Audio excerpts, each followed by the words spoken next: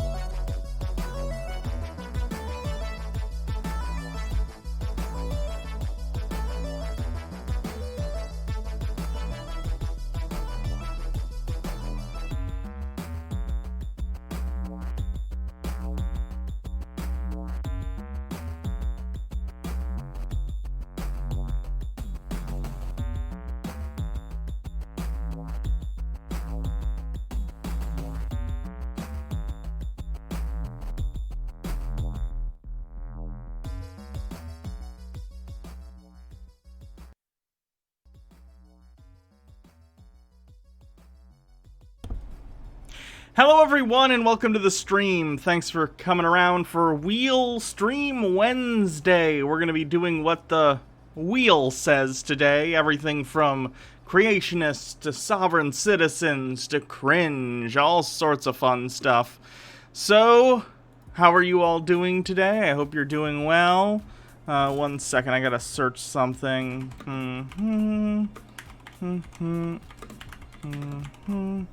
Trying to find a specific video for the cringe thing if we fall on it, but I haven't been able to find it yet, so...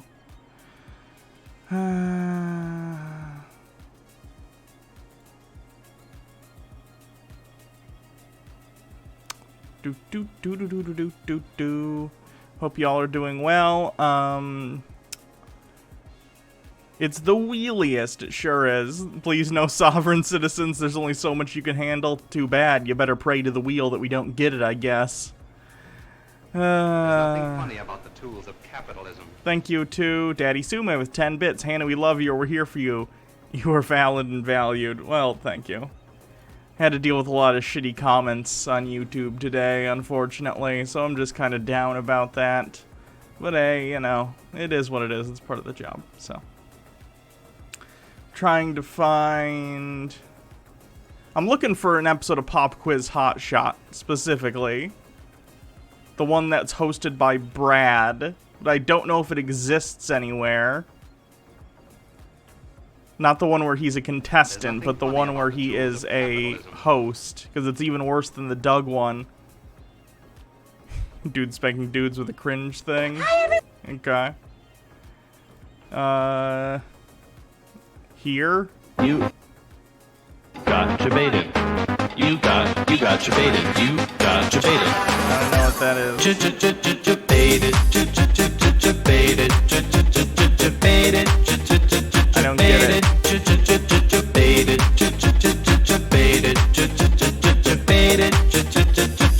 Yeah, I don't get that.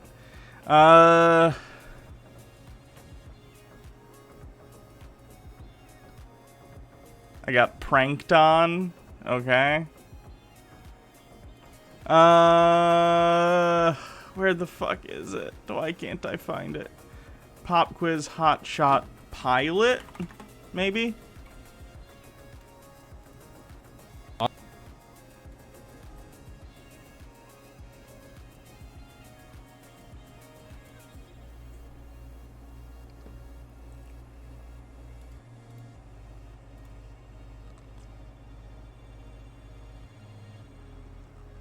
Someone must have this somewhere mirrored. If not, we'll watch a video about it. Yeah, because they clearly deleted it on Channel Awesome. But I'd think someone would have mirrored it, but I guess not. Who knows? Was the comment because of the latest video? Yes. A large amount of the Harry Potter community is behind you too, at least in the Ravenclaw subreddit. What? People were talking about what? I don't know what the fuck you're talking about. How much of a Nostalgia Critic review runtime can you tolerate? I can watch the whole thing. I watched them a lot when I was younger, but they're not good. Tolerating and liking are very different things. Oh, against TERFs, yeah. Okay, that makes sense.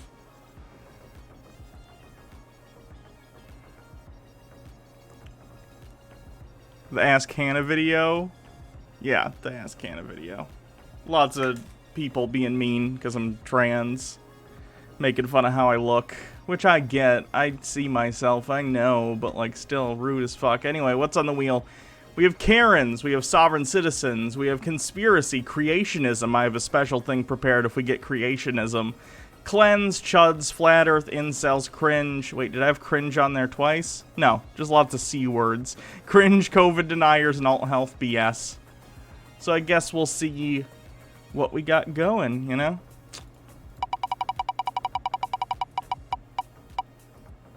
There's nothing funny about the tools of Sovereign capitalism. citizens. Tom G 1010011010, 45 bits. J.K. Rowling has made it so hard for me to like Harry Potter, but I still love the stories. Yeah, I get that. Okay, so sovereign citizen. We just gotta find something sovereign citizen related. Dude spanking dudes with 4 bits. I went for a kind of job interview. I decided not to get the job.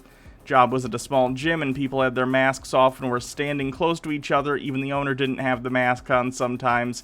Don't want the corona, so you got out of there. Probably a good call. On your mind.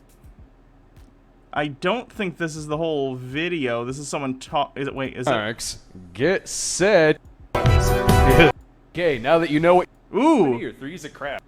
Was the first. Yep, we can do this if we get the cringe. Based on the title, I thought it was someone talking about it. Capitalism. MMO addicted with 500 bits. Thank you very much. I haven't looked at the comments, but you're amazing, Hannah, and you and you being you has helped me work through all this shit I've bottled up in my closet. You look better every day, and I wish you and Bahal the best. Well, thanks. I deleted the comments at this point anyway. It's just, you know, there's a lot of people out there who are rude. So let me find the sovereign citizen videos and we can get started. You watch this one.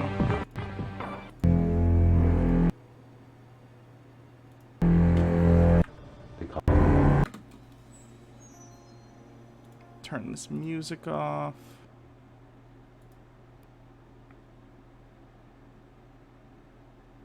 You like Brad Jones's Cinema Snob videos? You don't think he'd be that bad on Pop Quiz Hotshot? Ugh. Brad's kind of a scumbag now, so...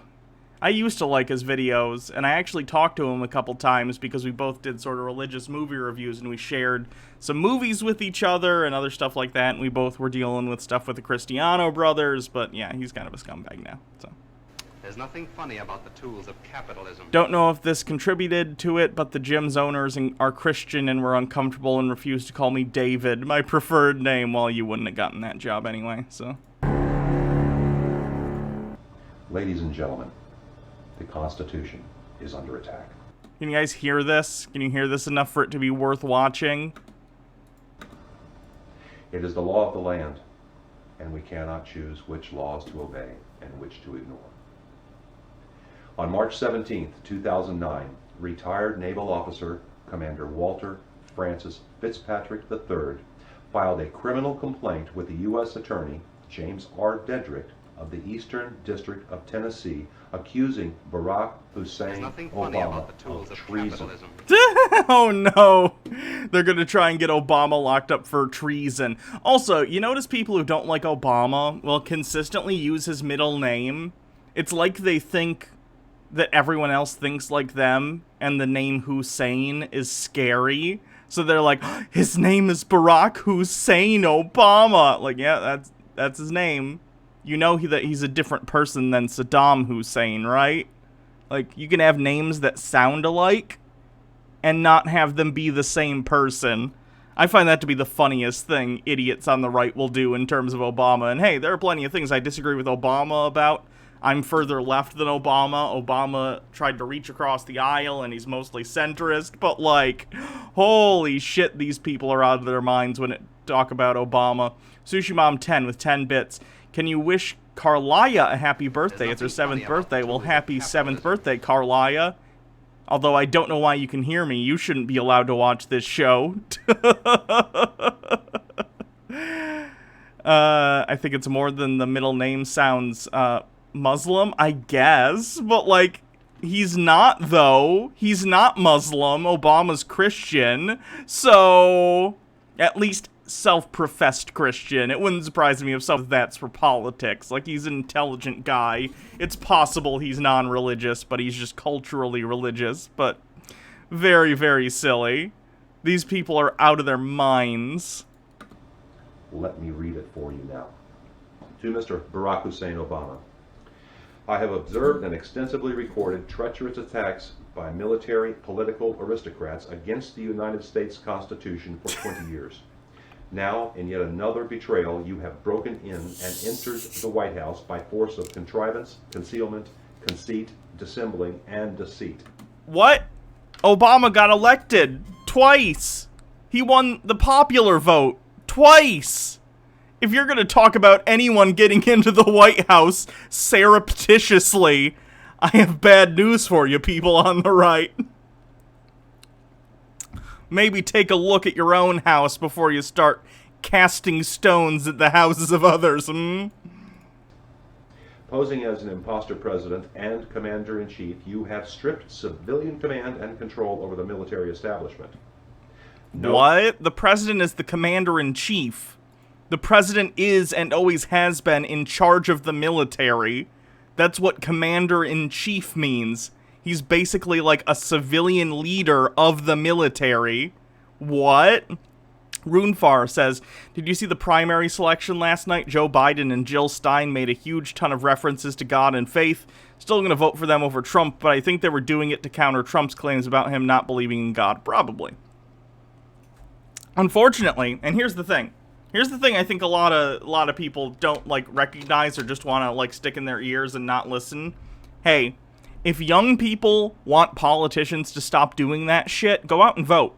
Because as much as people online will get riled up about Bernie Sanders, guess what?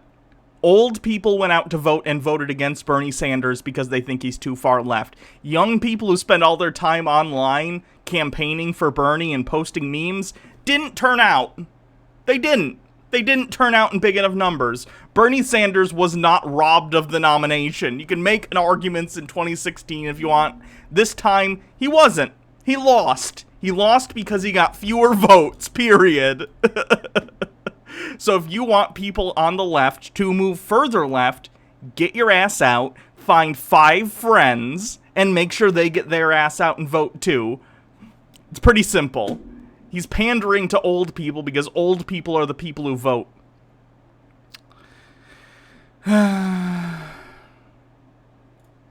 Known military criminal actors, command racketeers, are now free in the exercise of military government intent upon destruction of America's constitutional government. Free from constitutional restraint and following your criminal... There's more older people? Okay, but if more younger people came out to vote, you could still win. The fact is, very few young people relative to old people. Fewer... Let's put it this way. The rate of voting for young people is still way lower than old people. Get that up, and then we can talk. And I agree. I voted for Bernie. I like Bernie Sanders. But if he loses, then it's a failure of the campaign, right? It's a failure of people to energize the young voting base enough to actually go and vote. Criminal example. Military commanders deployed U.S. Army active duty combat troops into the small civilian community of Sampson, Alabama, the week of March 10th, in a demonstration of their newly received despotic domestic police power. We come now to this reckoning. I accuse you and your military political assistants of treason. What treason? What do you think Obama did that was treason? Because treason is literally like working against the interests of the government, often with a foreign power. You know, like working with Russia. Last time I checked, Obama didn't do that. Trump did. I name you and your military criminal associates as traitors. Your criminal ascension manifests a clear and present danger. You fundamentally changed our form of government. The Constitution no longer works. Confident holding your... No. None of that happened under Obama. Obama is a centrist. Obama reached across the aisle. Obama caved into the wants of the right far too often and expected them to act civilly when they have no interest in doing so. Obama is not some radical that did anything to the Constitution. Your constitutional rights are fine. Silent agreement and admission. I identify you as a foreign-born domestic enemy. That's just factually untrue. Obama is a citizen of the United States. He can run for president. He did. Twice. Successfully. He released his birth certificate, even though he shouldn't have had to. You're just fucking racist. My sworn duty, Mr. Obama, is to stand against what you President Obama. stand for. You are not my president. You are not my commander-in-chief. See, that's stupid. I hate when anyone says that shit. As much as I hate Trump, guess what? He's the president of the United States. saying, "You're not my president," is just childish and means nothing. We get it. If you don't like someone who's the president, feel free to criticize them. You can do that as much as you want. But saying childish things like, "He's not my president," means nothing. Obedient to the Constitution, in submission of this criminal accusation, I remain steadfast and born fighting, Walter Francis Fitzpatrick III. Commander Fitzpatrick has just broken down the door to the justice system by his first ever in U.S. history accusation of treason of a sitting president. Currently, I find that untrue.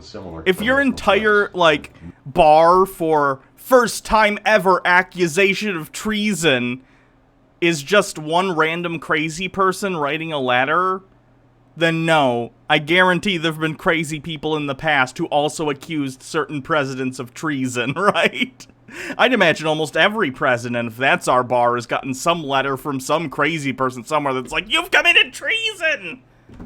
I speak to the trees!" I don't know, you know, just crazy people stuff. Make no mistake, ladies and gentlemen, there can only be two outcomes to these complaints. Either the officers filing are court-martialed, or Barack Obama is removed from office. Or nothing happens, which is what happened. There's nothing You gotta funny about remember the that tools this of was filed capitalism. on March The Bones voice. 17th, Yes. and it is now May 10th. We have received no response from the government. That in itself is a tacit admission of guilt. No, it's not. The government not responding to your crazy, wacko, crazy person document where you say that the president has committed treason is not a tacit admission of guilt. That would be like me saying, "Oh boy," and this is something sovereign citizens do too. They do this thing where they write a letter that's like, "I renounce my citizenship. If you don't respond by such and such, excuse me, date, then that means you agree and the laws are no longer applying to me." And then, of course, they don't respond because there's no official department you can send a letter to in the government to get a response for something that's completely insane like that. And then they go, "Aha!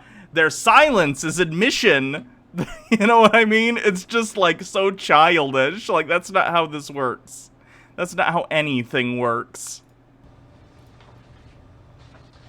These complaints are of the highest magnitude and take precedence over any civil actions currently being pursued or ignored by the courts. Commander Fitzpatrick is asking all citizens... Can you just do that? Can you just say, "Oh, by the way, court, this insane document that I've said, I say that it takes precedence. Therefore, fuck your docket. Everything gets, like, put behind my crazy person accusation of treason of the president." That's not how that works. You don't get to set the court schedule just because you write in a document, "By the way, this document is the most important. Everything else comes after it." That's not how anything works. If it did, every lawyer would put it in every motion for the court to view ever. Every single court case would involve the prosecution being like, "BTW, this document comes first." If everyone could do that, then everyone would do that, and it would, again, be pointless. Citizens to get involved in this fight and show your support of the Constitution and your military by filing his criminal complaint in your jurisdiction to your sheriff, judges, attorney general, U.S. attorneys. You can find this complaint and the cover letter at riseupforamerica.com. We would ask that when filing this document, you require a written response.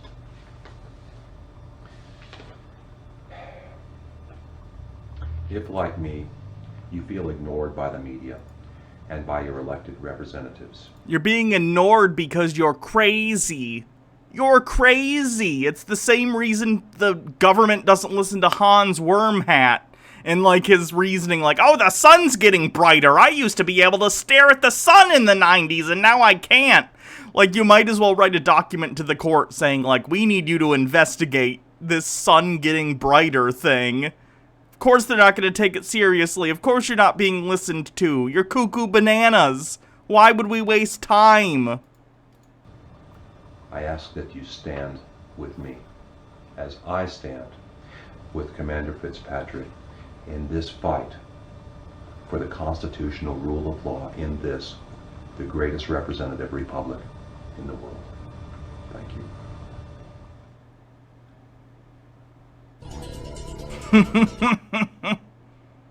These are the documents which are being presented today to the grand jury that's meeting right now at this moment.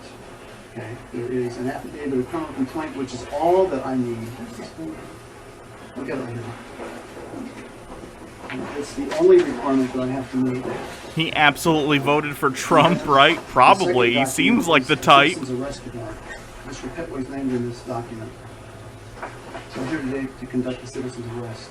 You are under arrest. You're under citizen's arrest. Citizen's arrest. Yes, please go into a courtroom full of probably either police officers or bailiffs and try and citizen's arrest the judge. I'm sure that'll go well for you. Sir, you have to leave the room, sir. Please. Please leave the room. Please leave the room, sir. Charging you with official oppression. Mr. Fitzpatrick, please leave the room. Please leave the room. You are under arrest. Please leave the room. Placing you under arrest, Mr. Petway. You are under citizen's arrest. I'm placing you under arrest, Mr. Petway. You must now come with I've me. asked you to leave the room. Wait a minute, sovereign citizens. I thought you had to consent to be arrested. Does that only count when you're the one being arrested? When you're arresting someone else, they don't have to consent? Weird how that works. Will you escort this gentleman out of the room? Mr. Petway is under citizen's arrest. America, we have a problem. It was just discovered that in the 10th District of Tennessee, with its headquarters being Monroe County Courthouse in Madisonville, Tennessee, for the past 25 years, they have been holding illegal grand juries using the same grand jury foreman, which is completely illegal and against their own state Steve Southern laws, Man, thanks which for require hosting. that the grand jury foreman only serve for 2. He has been there doing this now for 27 years. It originally started with trying to get a grand jury to convene for the purpose of looking at voter fraud in relation to the election of Barack Obama. And in the process... Oh yeah, they definitely voted for Trump, because these kind of people constantly project. So if they're like, we care about voter fraud, then when Trump and the post office try and remove, you know, hundreds of sorting machines that will help vote by mail, which is incredibly necessary during this year's election, they're probably like, yay, voter fraud, election fraud, because it's their team. These people don't have any actual set of morals or a backbone. They have a team that they root for, and if the team is winning, even by dirty tactics, then it's good. And then they go and accuse, you know, the side that they don't agree with, people on the left, of doing the things that they, in fact, are doing. It's very annoying. Process of trying to get a grand jury to look at that, it was discovered that all of this illegal activity was going on within the grand jury at this courthouse. Now, Colonel Fitzpatrick had absolutely no idea of this when he started the process. And by challenging this, he is now arrested, and he is incarcerated, and has been since 10:30 in the morning. Oh, good. I hope he got a felony charge. Felons can't vote. On April 1st. He has been sitting in... That's mean. I don't actually agree with that policy. I think felons should be allowed to vote. in the Madisonville Sheriff's Office. He is on a hunger strike. He did this for us. What do you intend to do for him and for this country? You had no idea mail-in voting was controversial? Well, it wasn't until Trump realized he could try and use it as a political wedge issue to try and rig the election in his favor. It's not controversial. There's no evidence of voter fraud via mail. Trump just thinks if he can try and stop people from voting via mail, it will somehow help him, which is interesting considering I would imagine more people who vote for Trump would be prone to vote by mail than people who are going to vote for Biden. Although it's kind of a, because people on the right don't take coronavirus seriously. You see this with the anti-mask people, so maybe they're more likely to go and vote in person, but at the same time, older people who are more likely to typically vote by mail vote for Trump because older people tend to lean right. So, might be a toss-up. I'm actually not sure in this election because such a weird thing's going on with coronavirus. I don't know which side of the aisle would be more prone to vote by mail. Either way, people should be allowed to do it unimpeded. If we don't come to his assistance, if we don't get to the courthouse. Oh yeah, are you guys ready? If Trump loses in November, we're all on the same page with the understanding that he's gonna claim that it's fake, right? And he's gonna have to, like, get dragged out of the White House. There's zero chance if he loses. And I hope he loses, but it's not a guarantee. If he loses, I'm thinking there's a 0% chance he takes that gracefully. He's gonna immediately be like, this is a fraud, I'm going to investigate this. And he might get away with it, and maybe we'll just get, like, a Putin situation where Trump is president for life. And won't that be lovely, living in an American dictatorship? All the fun of a dictatorship, plus capitalism. Hooray! If we don't call him, if we don't walk and march on that courthouse and that sheriff's department, we don't deserve the freedoms we have. I know what I must do. I plan on marching on that courthouse. I will be asking for his release, and I will be asking for the arrest of those involved. And I would ask that you join me. Again, this man put his life, his honor, his fortune on the line. I think Biden, by the way, has a higher chance of winning than Hillary, because Hillary Clinton, like, a lot of middle-aged people just fucking hate Hillary Clinton. And hey, I'm not the biggest fan either, but at the end of the day, she's like a competent politician, and I think it's clear that she was better than Trump. But I think a lot of people just had such a bias against Hillary Clinton from, like, the 90s that a lot of older people refuse to vote for her. And people don't feel that way against Biden. The only people who really, really hate Biden are, like, far, far right people and people like us who are leftists who are further left than, like, Barack Obama and Biden and stuff. But that's not the vast majority of people. Most people like Joe Biden. Like, I don't know. We'll see. Vote for Biden, and we'll bully him if he wins into trying to move him further left. For us, in very much the same fashion as our founding fathers did. And this is it.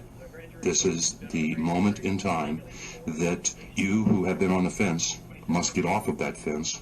Please, go to the courthouse en masse. Demand justice. He is honoring his oath.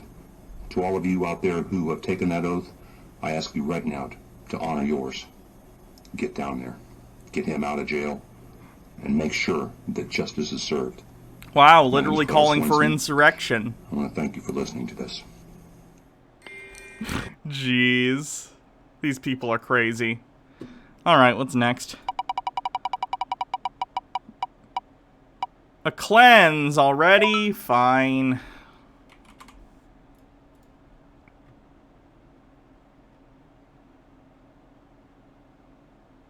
There's nothing funny about the tools of capitalism. Random invite with 30 bits. I don't think Biden will be able to be bullied. We should still try, though. Kamala is more able to be bullied left, though, yeah. I don't know. We'll see what happens.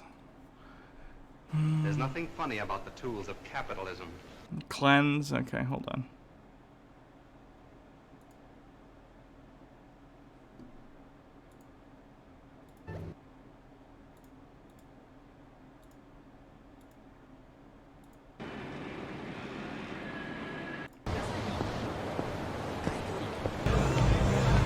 さて一丁決めてくるか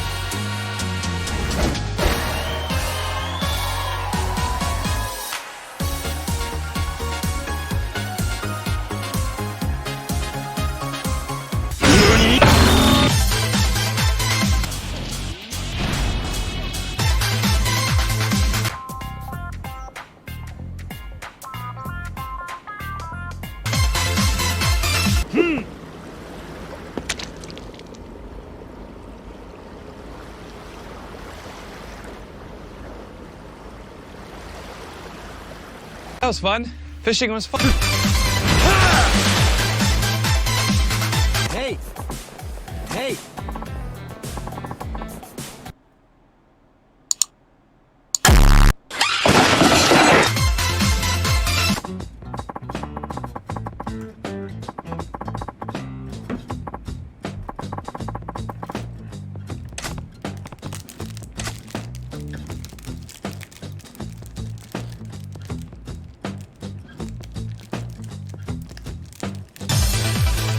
何頼んだぜ俺のドンパ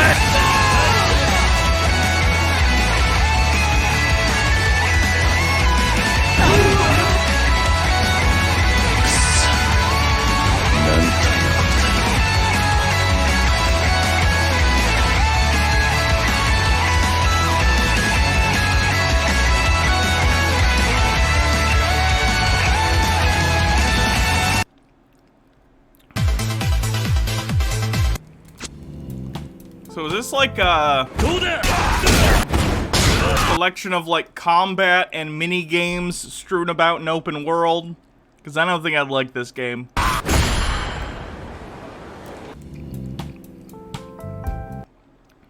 It's called cocaine.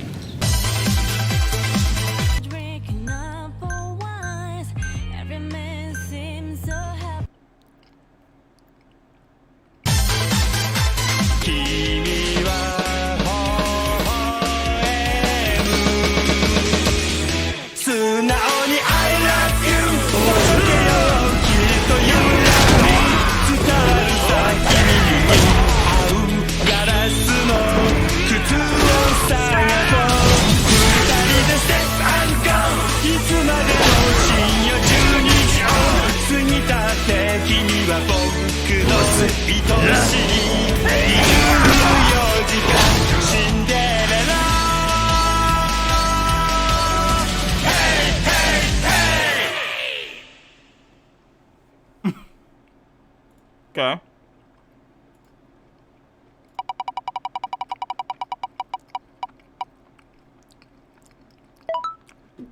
COVID deniers, okay.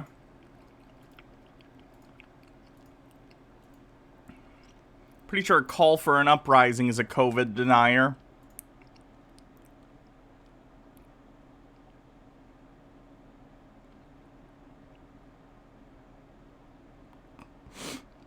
See if I can find one specifically about COVID.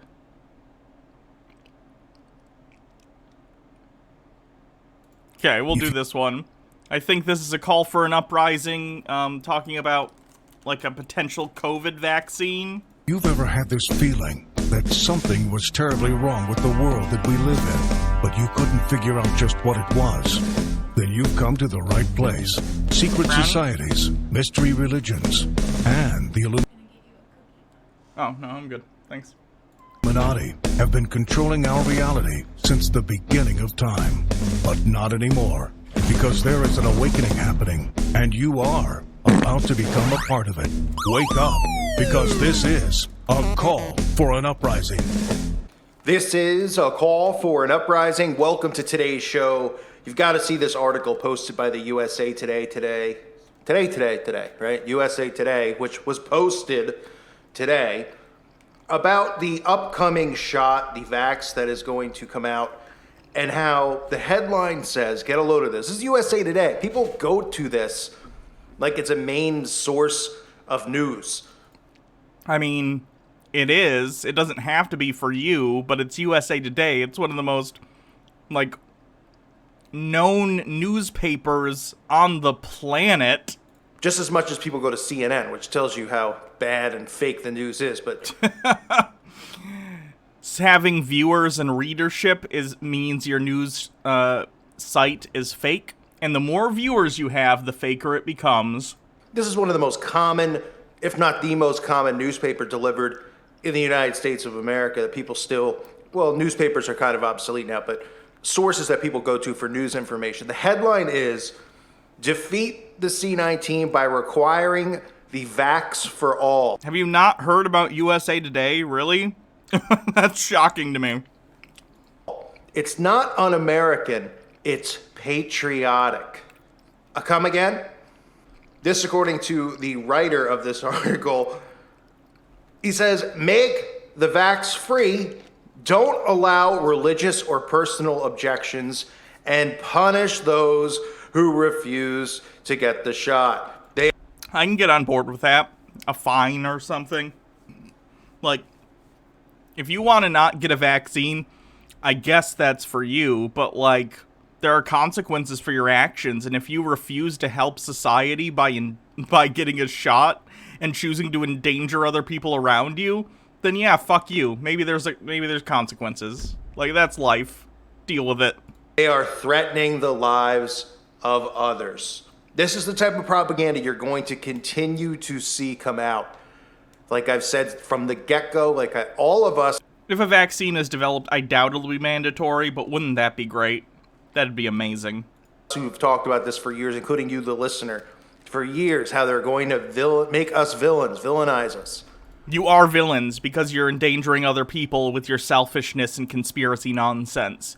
You're a bad guy. I think the term villain is a little melodramatic and doesn't really reflect how life works, but you are a jerk. You're a selfish monster, and you're certainly endangering the lives of other people. If you feel bad about that, good. You should feel bad. Shame on you. And now with this clever twist they've tied into this bogus outbreak, the twist is that, even if you don't have it, you can give it to someone else. Correct. Do you not understand that with diseases, you can be a carrier for certain diseases while not showing any symptoms yourself? This is not something that's new to coronavirus. That's something that happens with all sorts of diseases. Like, just because you don't have medical knowledge doesn't mean that you learn something new means that it didn't exist before you learned it, right? This is not a new phenomenon. So that way they make everyone think, well, every single person, not just people who have it, have to get it, right? And that's the clever BS twist they put into it and then labeled it as science. Well, I'll put it to you this way. They want to say that it's patriotic, and they want to say that... I don't care about patriotism. I do not care about patriotism even a little bit. What I do care about is endangering the lives of people around you, because they are human beings. So if we need to require people to get a vaccine in order to keep people safe, fine. I don't care how stupid and conspiratorial you're gonna get with it. You're gonna have punishments for not doing it. And again, I doubt this is gonna happen, especially with Trump in office, but like, it would be great if it did.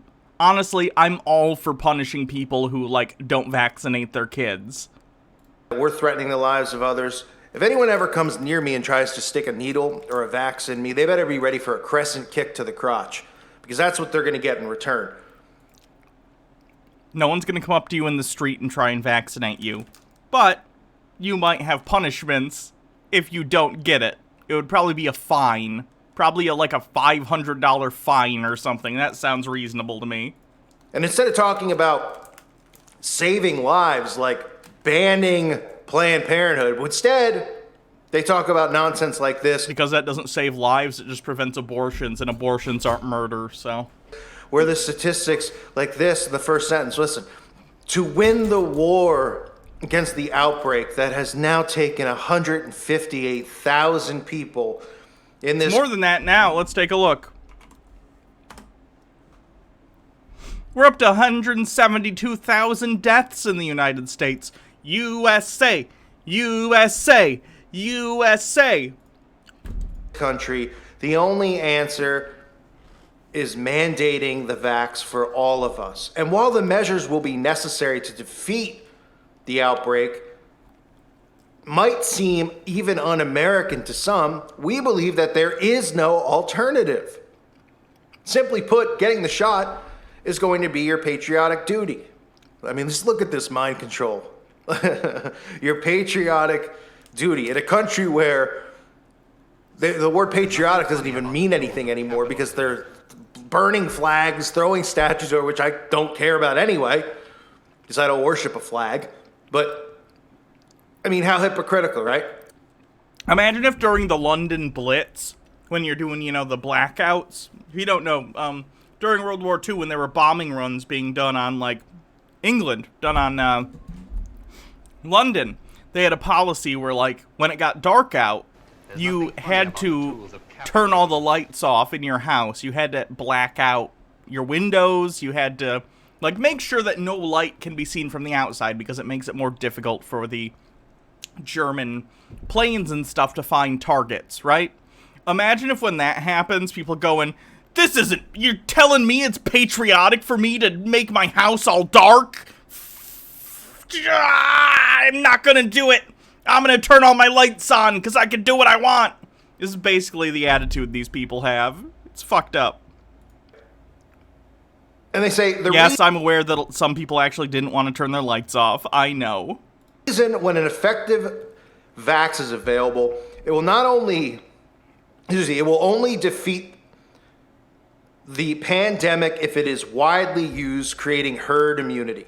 It's important to note that during an epidemic, there is no threshold above which the protection conferred by herd immunity cannot be improved. Thus, the more people who are given the shot, the lower risk for all of us, including those who are not vaxxed. Correct.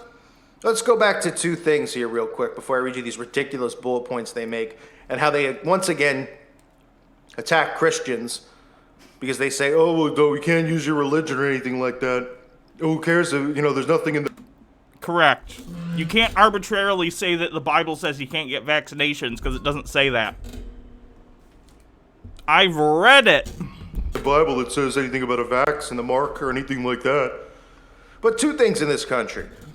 What are the two big expressions we always hear? Well, what's the biggest one? When we talk about Planned Parenthood, my body, my choice, right? Sure. They still are screaming off of rooftops about that. Right. Because in this case, it's not your body, your choice, because your choice is affecting everyone else around you. That's the difference. That's the difference. You don't get to go around and infect people. If it was, like, absolutely no effect on anyone else, I wouldn't care if you wanted to go out like an idiot, not have a face mask, breathing all over, breathing in germs from other people. And if there was some way to actually make it so only you were at risk, great. All the best. In fact, please don't wear a mask in that case, because I'd love to do a little bit of culling of the dumbest people in our population. But, unfortunately, that's not the case. You're endangering other people, so, no, wear a mask. But it's not my body, my choice when it comes to me getting this. Because it's not your body. It's other people's bodies. You're endangering the bodies of other people. Because it could affect somebody else. Meanwhile, what about the poor child that's inside the womb? Oh, but that doesn't matter, right? Right. It's not a child. It's a fetus. We can talk about this morally all day. We're on different sides of this. But that's why pro-choice is a thing. Because, and we talked about this in a Dave Rubin video Jake and I recorded, I think yesterday. It's going to be coming out later in the week. But basically, I'm okay if you morally believe abortion is wrong, because it's not a black and white issue. It's more of a philosophical one as to when you think something becomes like a baby, when you think something becomes a human life worthy of, like, whatever, you know? But that's why I believe in pro-choice, right? Because I'm not going to dictate onto other people what I think is right, nor should you do the same in this case, because it's not a black and white issue. So if you don't like abortion and think it's murder, great. Don't get an abortion. But you can't force that onto other people when it's not an objective viewpoint. And secondly, why are there so many anti-abortion, pro-life, but also anti-vax that can save children? Oh, I don't know, because they're crazy, because they think vaccinations are, like, secretly the mark of the beast or something. They're out of their minds. The easiest argument to make is that if you have the shot, then you should be immune. And I don't want to hear this bogus nonsense about how this is different. You can not have it and be a carrier. Huh? That makes perfect sense. That's like... Yes.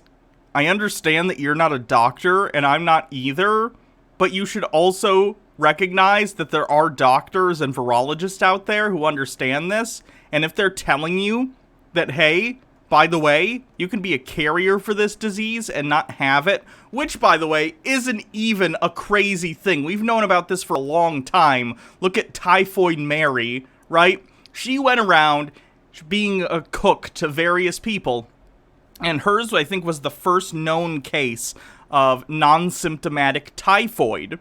So she would go around infecting other people, and they would continually catch her and be like, hey, you need to stop working in kitchens. You're killing people. And she killed tons of people. And she never believed them because, like these idiots on the internet, she's like, non-symptomatic typhoid, you're crazy. So she'd like change her name and she'd go to a new town and she'd get a job as a cook and kill a bunch more people. It eventually got to the point where literally they had to forcibly quarantine her for the rest of her life because she refused. She refused to stop becoming a cook and killing people. So we're in a similar situation, but with literally thousands and thousands of Typhoid Marys who just think that they're the bee's knees and that they couldn't do anything wrong. They're the good guy in their story, so clearly the doctors have to be lying, otherwise that would make them the assholes. Sorry guys, you're the assholes. It's saying you can have AIDS and not have AIDS, and give someone else AIDS even though you aren't positive for AIDS. What? What?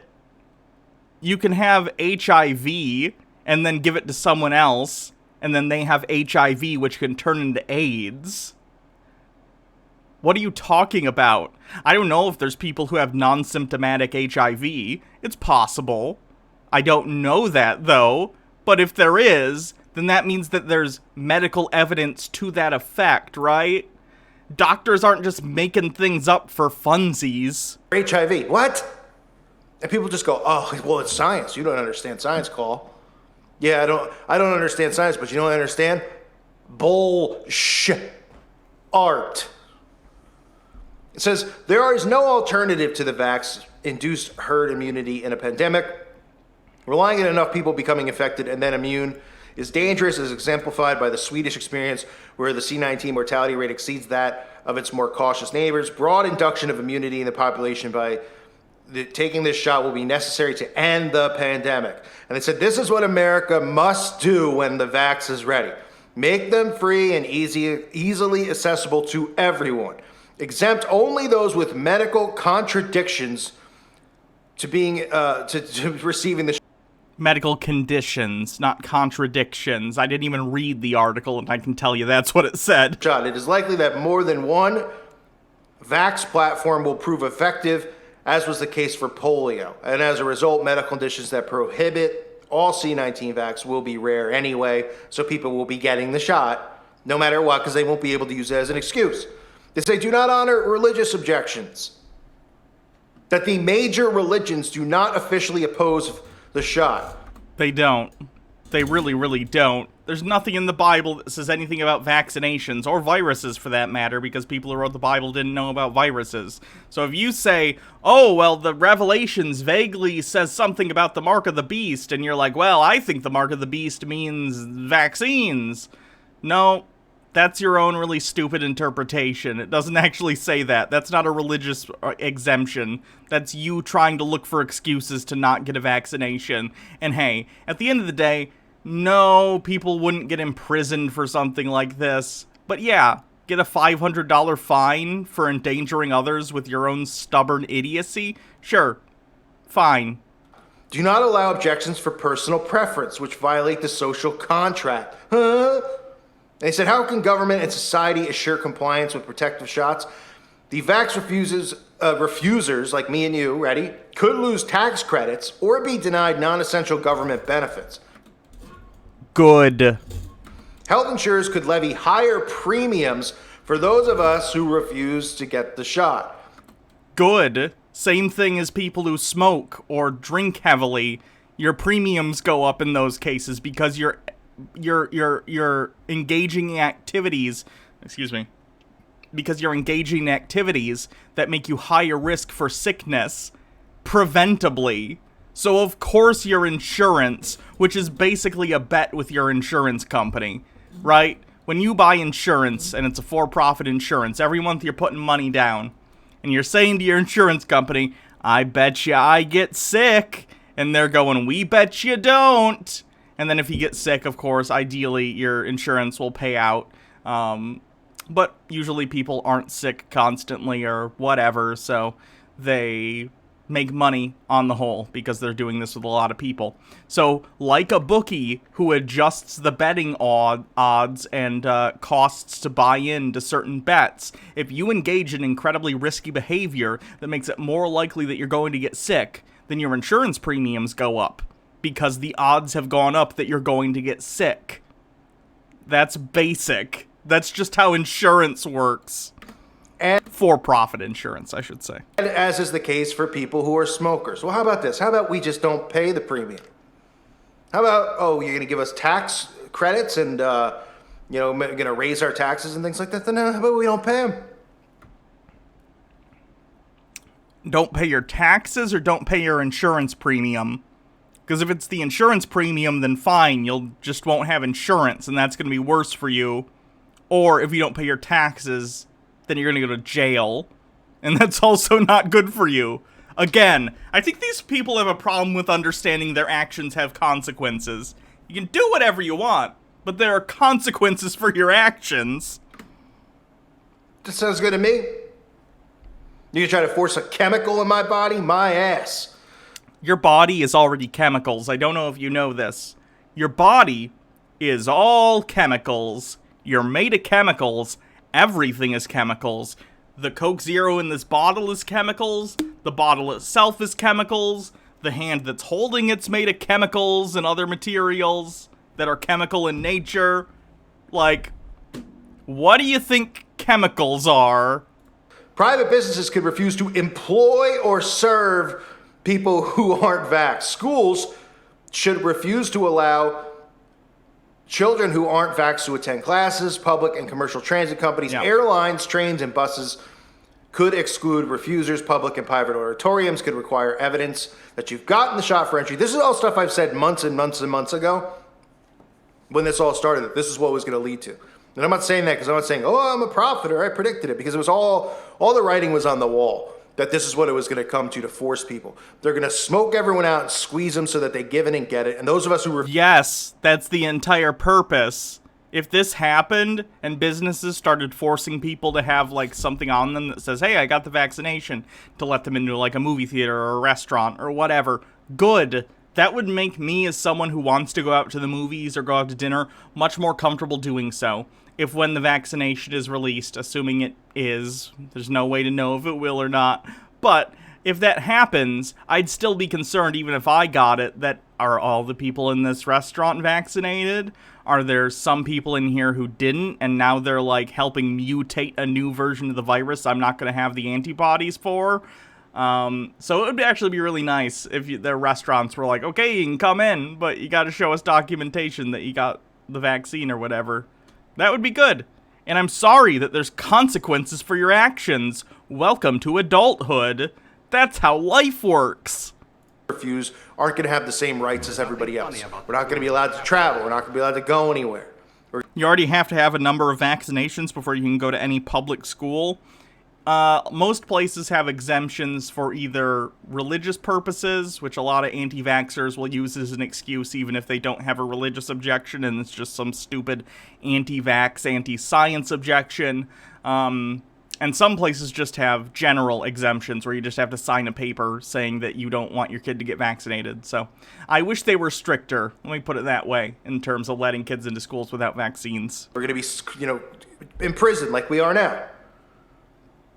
The article says the only legal limitation on government or private action is that it not be discriminatory, and it's hard to see how discrimination would occur if the shot were free and accessible to all. About the tools of Then it goes on to support certification cards. A registry of immunization will be needed with names entered after the shot is taken and completed. Adequate immunization may require more than a single vax, and the durability of protection by different vaxes may vary and may not be. Daddy Sumo with 10 bits. Had a guy come into work today with a note saying he didn't have to wear a mask. We asked him why he didn't use the drive-thru if he couldn't wear a mask. His response was, "There's a line out there." Yeah, these people are stupid. The Americans with Disabilities Act, which a lot of these anti-mask idiots quote or whatever when they talk about this stuff, doesn't say that you have to let them in the store. All it says is that you have to accommodate them. So if someone comes into the store and they're like, I can't wear a mask, I have yada yada yada yada yada thing, even if it's clear they don't, at the end of the day, you're not going to win that fight. So just say, that's fine. Under the Americans with Disabilities Act, we have to accommodate you, but the way we're going to accommodate you is you stay outside and we will get whatever you want. But you need to get out of this building. And if they don't agree, then call the cops if it's the policy of your store that people can't come in without a mask. Lifelong, requiring you to get periodic booster shots. So in other words, your card is only going to last 6 months until you go back and get it again. Otherwise, you get to go back into living in solitude and into... Yes, because the booster shot's going to help keep your antibodies up to date so that your vaccine is still effective. Otherwise, it's just going to not work over time. You're a prison and you're... Thrash Mio with 25 bits to preemptively counter the argument, if you don't want to get the vaccine, don't make me get it. Not all people can get or make use of the vaccines. Yeah, that's why herd immunity is so important, because there are, unfortunately, people in the country, all over the world, who, for one reason or another, medically can't get certain vaccines, right? They rely on that herd immunity to keep them safe because they have either an allergic reaction to something in the vaccine or something else that I'm unaware of that just causes them to have an adverse reaction. Either way, they rely on herd immunity, which is why it's so important to recognize that you are a member of a society and to act as such. You have rights, but you also have responsibilities, right? And if you accept all your rights, but reject all of your responsibilities, then why should anyone care about your rights? You don't care about them, right? Just interesting. Losing your job and not being able to travel. So they can force this thing on you as many times as they... We live in a society. Yes, unironically, yes. I know that's a meme, but like, yep, we do. Deem fit. The person who wrote this article not only should be ashamed of themselves, but should be looked for by citizens of this country. You should contact the USA Today by citizens who should be ashamed of themselves, but should be looked for. Article not only should be ashamed of themselves. I'm gonna report this for trying to tell people to go find the writer of this article and hurt them.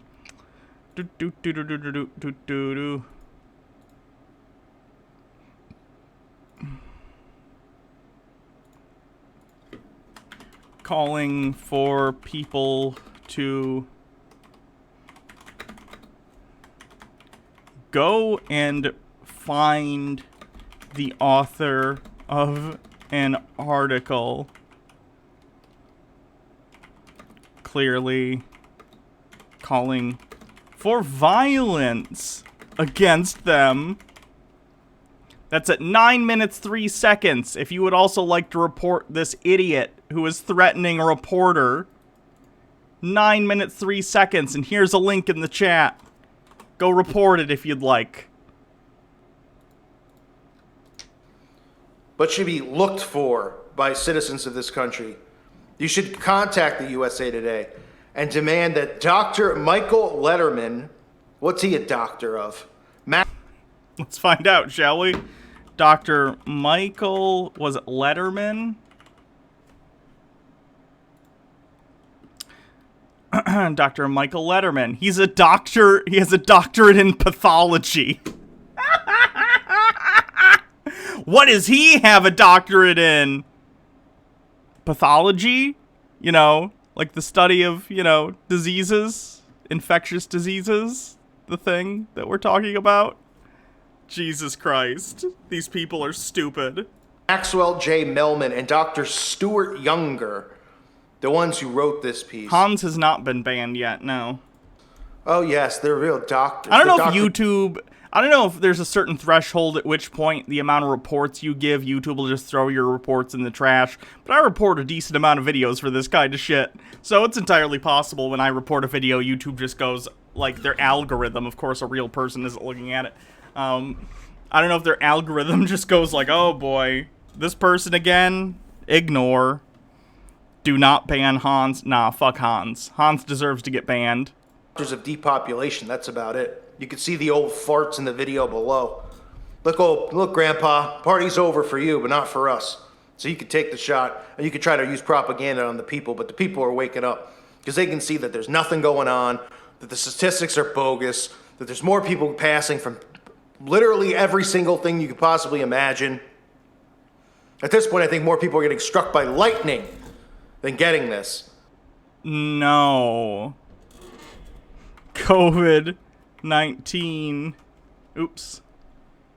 Whoopsie. COVID-18. COVID-19 cases, U.S.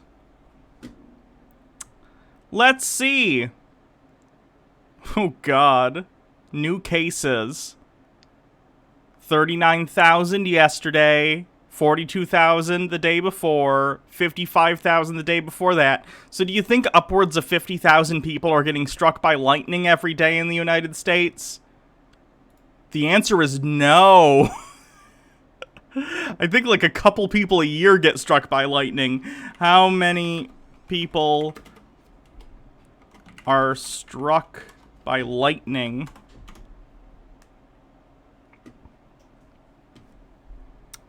About 240,000 incidents regarding lightning strikes happen each year. Oh, it's higher than I thought. 240,000? So let me see. COVID deaths were at 170,000 in the United States, and we haven't had quite a year yet. It's going to be neck and neck.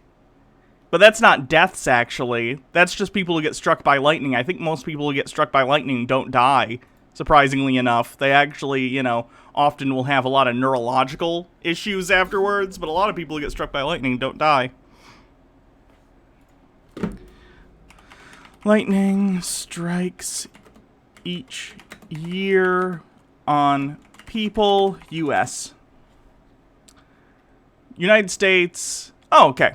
The United States averaged 51 annual lightning strike fatalities a year. So only 51 people a year die in the U.S. on average from lightning strikes, whereas COVID has killed over 170,000 people. Which, I don't know if you're good with the numbers, but that's more than 50. By a lot. If Hans gets banned, do we get rid of the Hans emote? No, because he'll still have like a BitChute account and stuff. And Hans has had many channels prior to this channel. He'll just come back with another channel. So it'll just be a game of continually finding his new channel and getting it banned. Ellie Trudgett, thanks for following. And more people are just going, this is BS. And they're just continuing to put their foot in the pedal. Yeah, well, wait till you start trying to force this. It's almost like your ridiculous conspiracy theories have absolutely no bearing on whether or not this virus continues to affect people. Hey, Honeybee, stop promoting the taking of chemicals, Hannah. We already have an oversupply of dihydrogen oxide in the population. I know, our bodies are like 70% that. It's crazy. And thanks for the bits. And then Thrash Mio with 30 bits. Imagine how much higher that'd be if people ran outside for lightning storms. Yup. Down people's throat, or literally force it in people's arms. Because the people aren't going to stand for it. At least people like me aren't. If you got a problem with it, you come to my house, knock on the door, and hold the needle in your hand. And get ready literally for some sweet chin music. No, you'd probably just, again, not be able to go to stores and not be able to get certain tax rebates and government benefits. Which is reasonable, so deal with it. That's what you'll get in return. And I'll take the needle. And I'll put it in a place you probably want it anyway. Capiche? I don't know how effective a vaccine in your butthole would be, but I'm not a doctor, so. Unbelievable. USA Today. Unpatriotic if you refuse to take their poison. I want to thank you. It's not poison. It's a vaccine. There for listening to today's show. A reminder, please check out my website at callforuprising.com. It's $2.99 a month. Well worth it. Check it out. Interact with others. Share your information, your videos. And again, I want to thank you, the listeners here on YouTube, as well as those of you who support the channel on Patreon. You guys are the best. I appreciate you. Propaganda is just going to keep getting worse. Do your best to wake up people with around 300 you bits, so they can homophobia see that and they're trying to brainwash you. anti-vax Share all in videos one like the one I video. shared Astounding. on the CIA openly, talking about mind control operations and trying to persuade people. And this is what it's all about. It's just all about manipulation and mind control. And this is what they do. All this stuff that you're told is news, what you're told is factual, is not. It's there to manipulate people and herd them. It's scary that people buy into this stuff. Nothing more. It's scary that idiots like you refuse to listen to doctors and instead decide to pretend that some secret organization like the Illuminati is trying to get you to get vaccinations for some untoward purpose, when really it's just to help you, you asshole. Jesus. I hope that you get a fine or something. I really, really do. Anyway. Oh god, incels. Gross.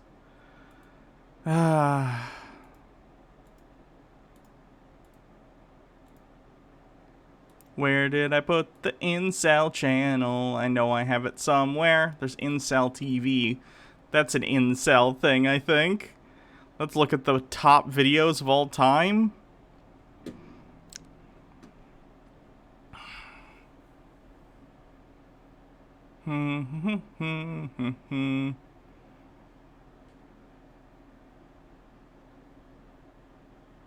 MGTOW equals incel in denial. Oh boy.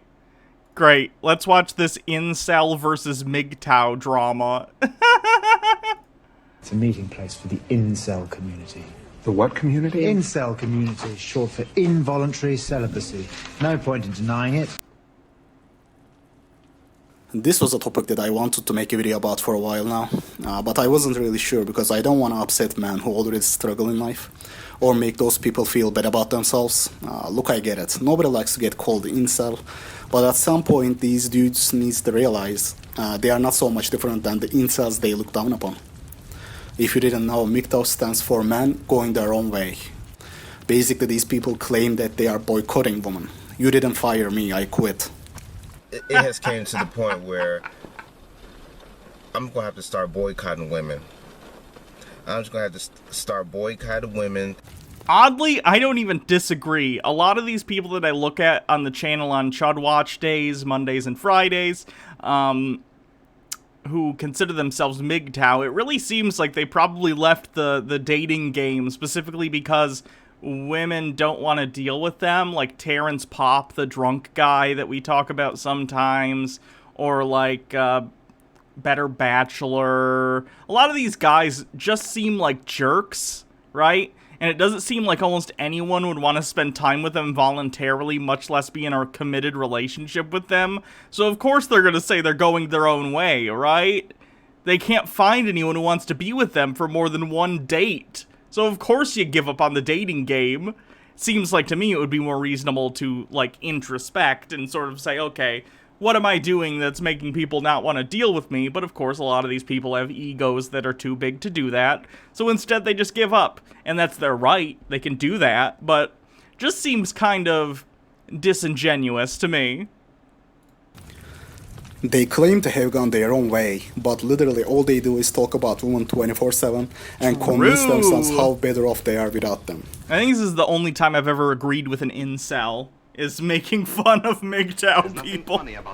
We're gonna be men going our own way. Oh, so you're gonna do like a bunch of hobbies and maybe like help each other out and, you know, learn some skills together? No, we're gonna spend all our time talking about women and how much we hate them. Oh. Noodles Lolcat with 5 bits. Why is the car on fire? Why is the audio? I mean, it is just funny how much MGTOW circles hate on incels, considering the fact that they are the closest one to us. If there is one thing MGTOWs hate most, it is being called incel. If you want to trigger MGTOW, just call them incel. I think they look at us and see what they don't like in themselves. That is the underlying cause of their hate on us. Let me show you a post from their sub, and mind you, there are many other similar threads like this. This is just an example. Let's see what this copper has to say. You are an illogical dumbass who has no actual arguments against us. MGTOW is not an incel group. Yes, I am sure there are some incels within the MGTOW community, but most of us have had a relationship. That is what brought us to MGTOW in the first place. Most of us are normal guys who have been divorce raped, manipulated, or cheated on by our... Can we not apply the R word to divorce as if it's the same thing as physically forcing someone to have intercourse with you? Because, no, they're not the same thing at all. Look, I'm sorry that your ex-wife took something you cared about in the divorce, but it is not the same as someone being forced into sexual activity with someone else against their will. Jesus Christ.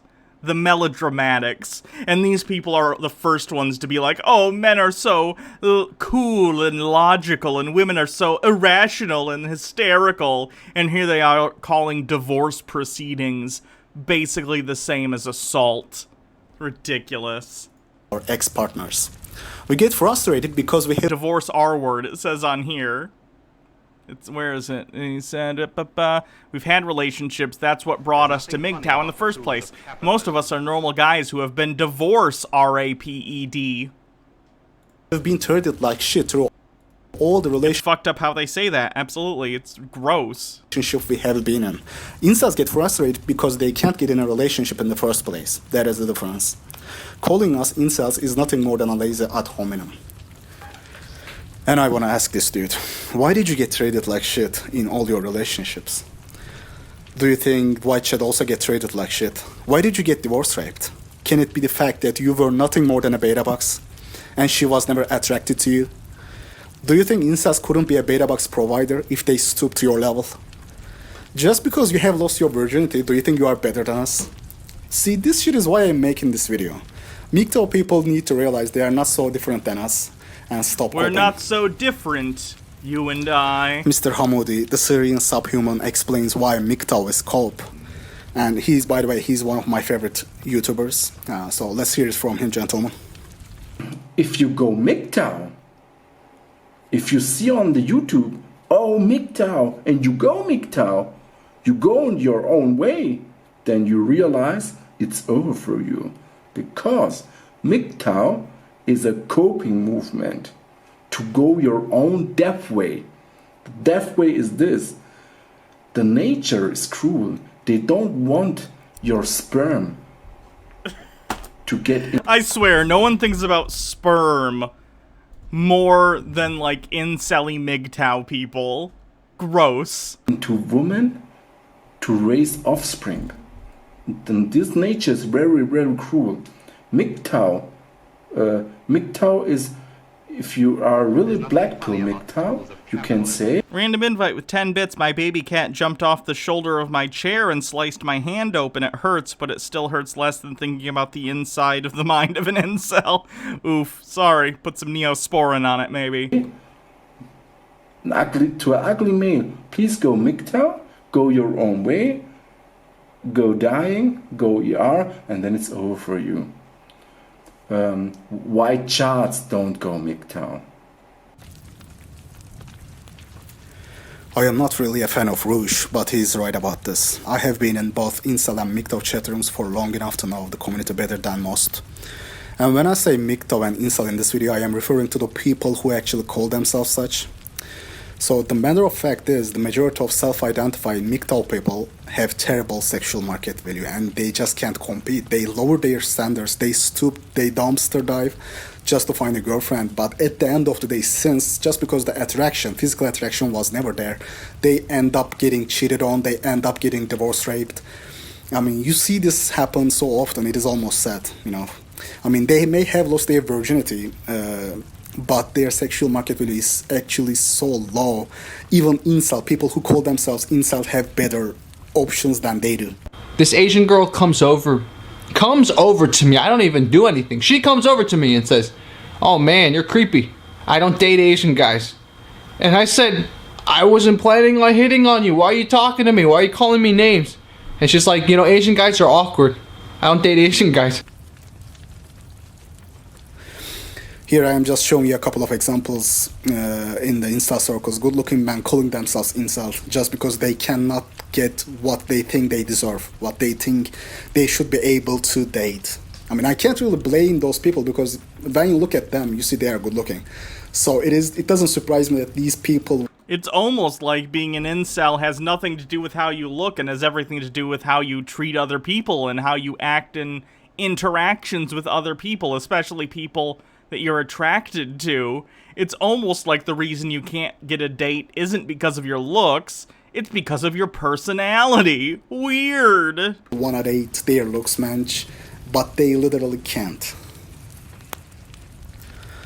The fact is, a big part of self-identified incels are, in fact, MGTOWs, and a big part of self-identified MGTOWs are incels. A lot of incels are average-looking young men, but their main problems are similar to the MGTOW. They suffer from hypergamy. Like, imagine, just 10 years ago, there was no Tinder. Nothing. Like, when I was a teenager fresh out of high school, online dating didn't exist. Back then, women weren't offered countless dicks every single day. But today, any woman can hop on Tinder and get chats. And why do incels think people who don't look conventionally attractive can't get laid? It's because if they recognize the reality of the situation, that people who look all sorts of different ways find people and have, like, satisfying, committed relationships with them, then they would have to look at themselves and actually look at why they can't find anyone. And more often than not, the reason is because of their personality. Interestingly, that's something they can actually change. It's something that they could work on and try and be more understanding and caring about other people and, you know, all that sort of thing. But if they blame it on how they look, then they can just say, well, there's nothing I can do about it, you know? It's like, it's learned helplessness. And I feel that in a lot of ways. A lot of the things I do in regard to, like, my transition, for instance, like, I struggle with taking first steps because it's just easier to say, well, why even try? I'm going to fail in the first place, and it's unhealthy behavior, and it's something that I'm trying to work on. But, like, that idea of learned helplessness and the fact that it's so much easier to just pretend that you failed from the start rather than the potential that you could fail even if you try, it's pervasive. It's something that's hard to get over for a lot of people. when they get a taste of chat, they can never go back to the incel. They can never go back to their looks match. That is the brutal part of it. I mean, it is over, man. It is truly over. Recently, there was a news about how 27% of young men are virgins. That is such a horrifying number. That means 1 in 3 men are incels. Just imagine how much bigger incels would grow if those men were blackpilled. Okay, no one says you have to get laid by 30. Who cares? MGTOWs are right in all. Random invite with 10 bits. I put hydrogen peroxide and then alcohol on it. Still hurt less than the mind of an incel. Of things they say about women. And you are probably better off by not letting yourself become a beta box. And I agree with a lot of things they say. But at the end of the day, I believe they are not any different than incels. I don't dislike them, but I would really like to see them blackpilled. Jeez. Oh, incels. You know what? If incels and MGTOW just wanted to fight all day, every day, and then leave everyone else alone, that would be great.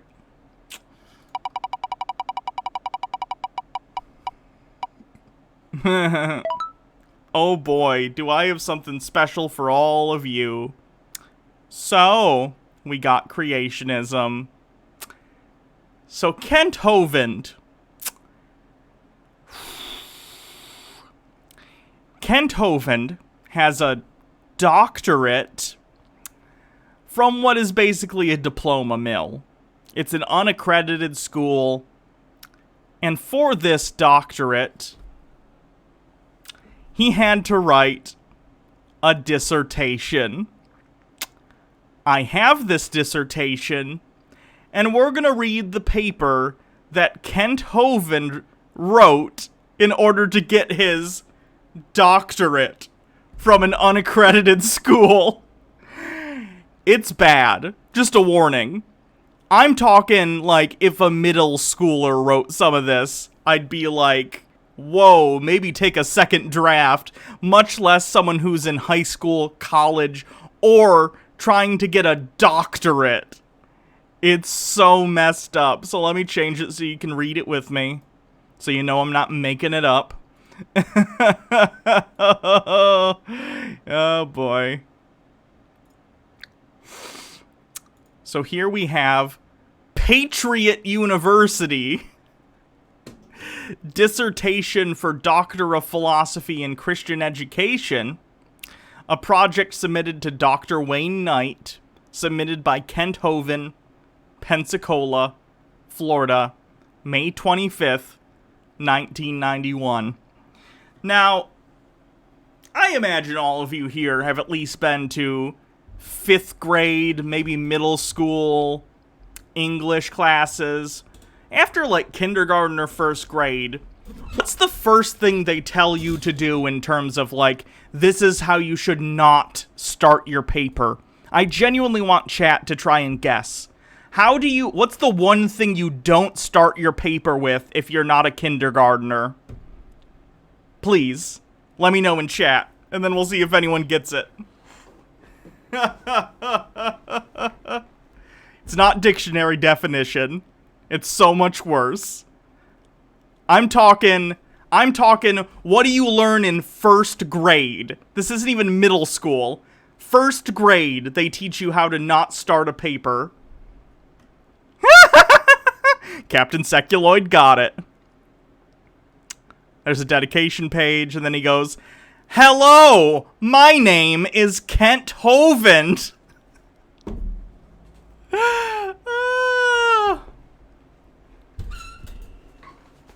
Now, I'm not an English teacher,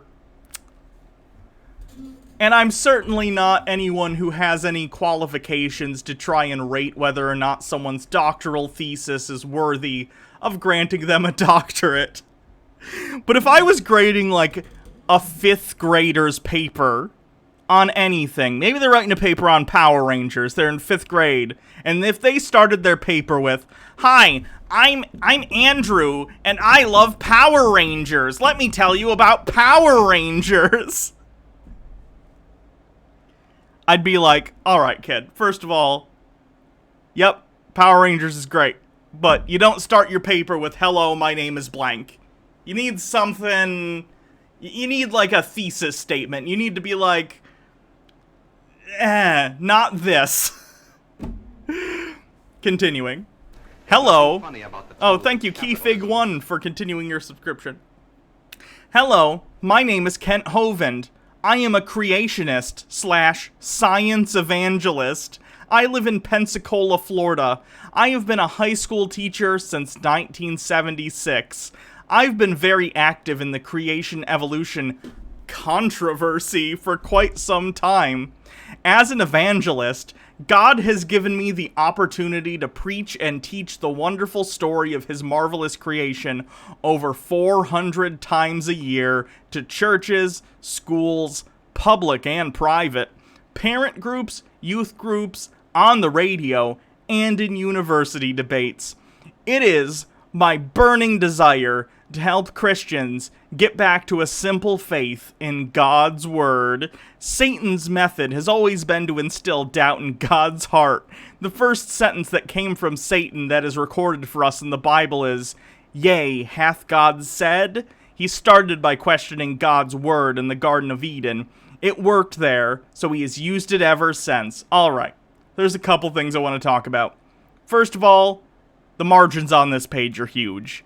I don't know the proper formatting for a doctoral thesis, but look at how big the margins on this page are. They're ginormous. And the font size is also very, very large. So, maybe that's just his typewriter. Maybe that's just the word processor he's using in the mid-90s. I don't know. Looks very strange, though. And even if you're getting, like, a doctorate of, like, divinity or something, I don't know. If you're getting, like, an actual degree from an accredited school in theology, because that's the thing you can get, you know? You can actually get stuff in, like, religious studies. I feel like from an accredited school, this would still get laughed out. Why are you spending the beginning of your doctoral thesis just being like, "Hello, my name is Kent Hovind. I live here. I do this and this and that." Okay, but, like, what's your thesis about, right? You shouldn't be in your first 2 paragraphs not even mentioning once what this thesis is going to be about, or explaining what your, like, work has been in terms of, like, study, right? Because when you're getting a doctorate, you're basically showing, I've done research. This is the research I've done. This is how I did it. This is what I've learned, right? It's basically showing other people with doctorates, hey, I can do research correctly and reasonably, and I should be allowed to continue to do so. How old was he when he wrote this? He was an adult. He said he's been a teacher since 76. So let's assume he became a teacher in his like early 20s. This was written in the 90s. He was in his late 40s, early 50s around this time. In the 20th century, the major attack Satan has launched has been against the first 11 chapters of Genesis. He knows that the entire Bible stands or falls on the validity of these chapters. I believe that the Bible is the infallible, inherent, inspired perfect word of God. I believe that the Bible needs to be read and believed as it stands. Christians are often guilty of neglecting or twisting the Bible to fit their lifestyle or their preconceived ideas. Boy, Kent, it's almost like religious texts are to be interpreted like any other text, and there's no objective way to look at them. There are things that are in Genesis that we know are objectively untrue. Outside of evolution, for instance, and we know that evolution is true, even though I know you deny that.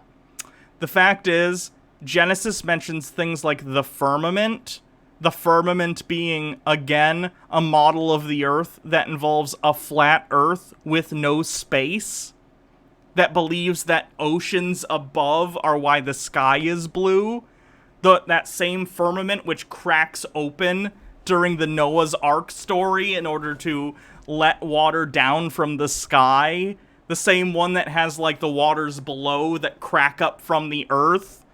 These are things that are prevalent in Genesis. And again, if you're religious, that's fine. I don't care. But you cannot take a lot of the things the Bible says as literal historical record that is accurate, because it isn't. It just isn't.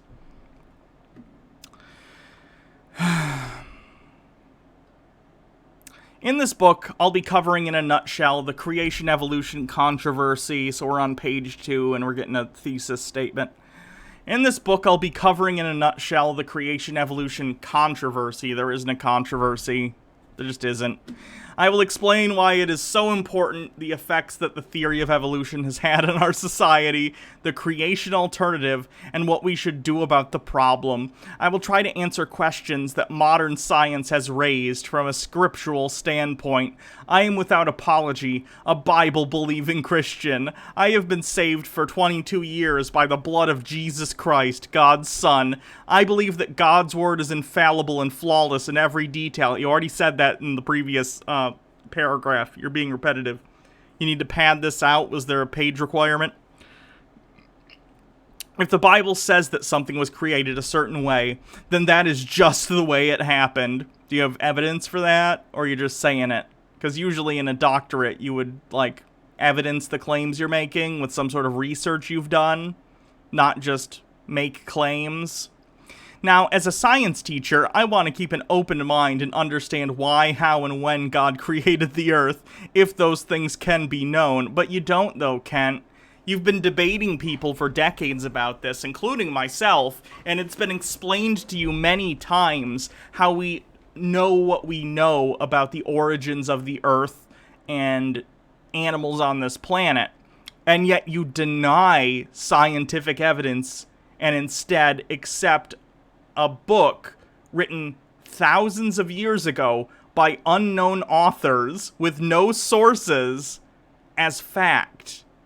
Why? And I know you're going to say, well, God is the source. Well, you don't have evidence of that, so you can't say that. It's just a book someone wrote.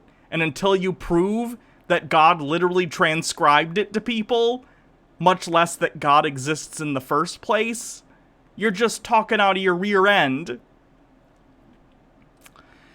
There are some things we cannot understand and some things I believe that we can. I will be quick to point out that there is nothing new under the sun. Most of my ideas are the result of the input of hundreds of godly men and women through the years. I have attempted in this book to simply explain the things I have learned through many years of studying both science and the Bible.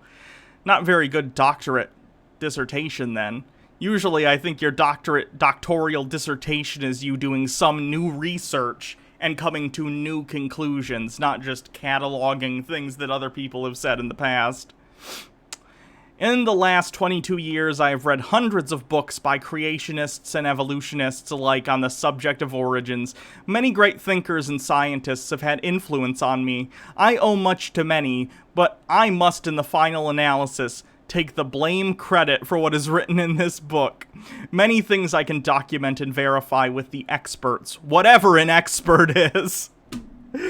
Not something to put in your doctoral thesis if this were like a real doctorate.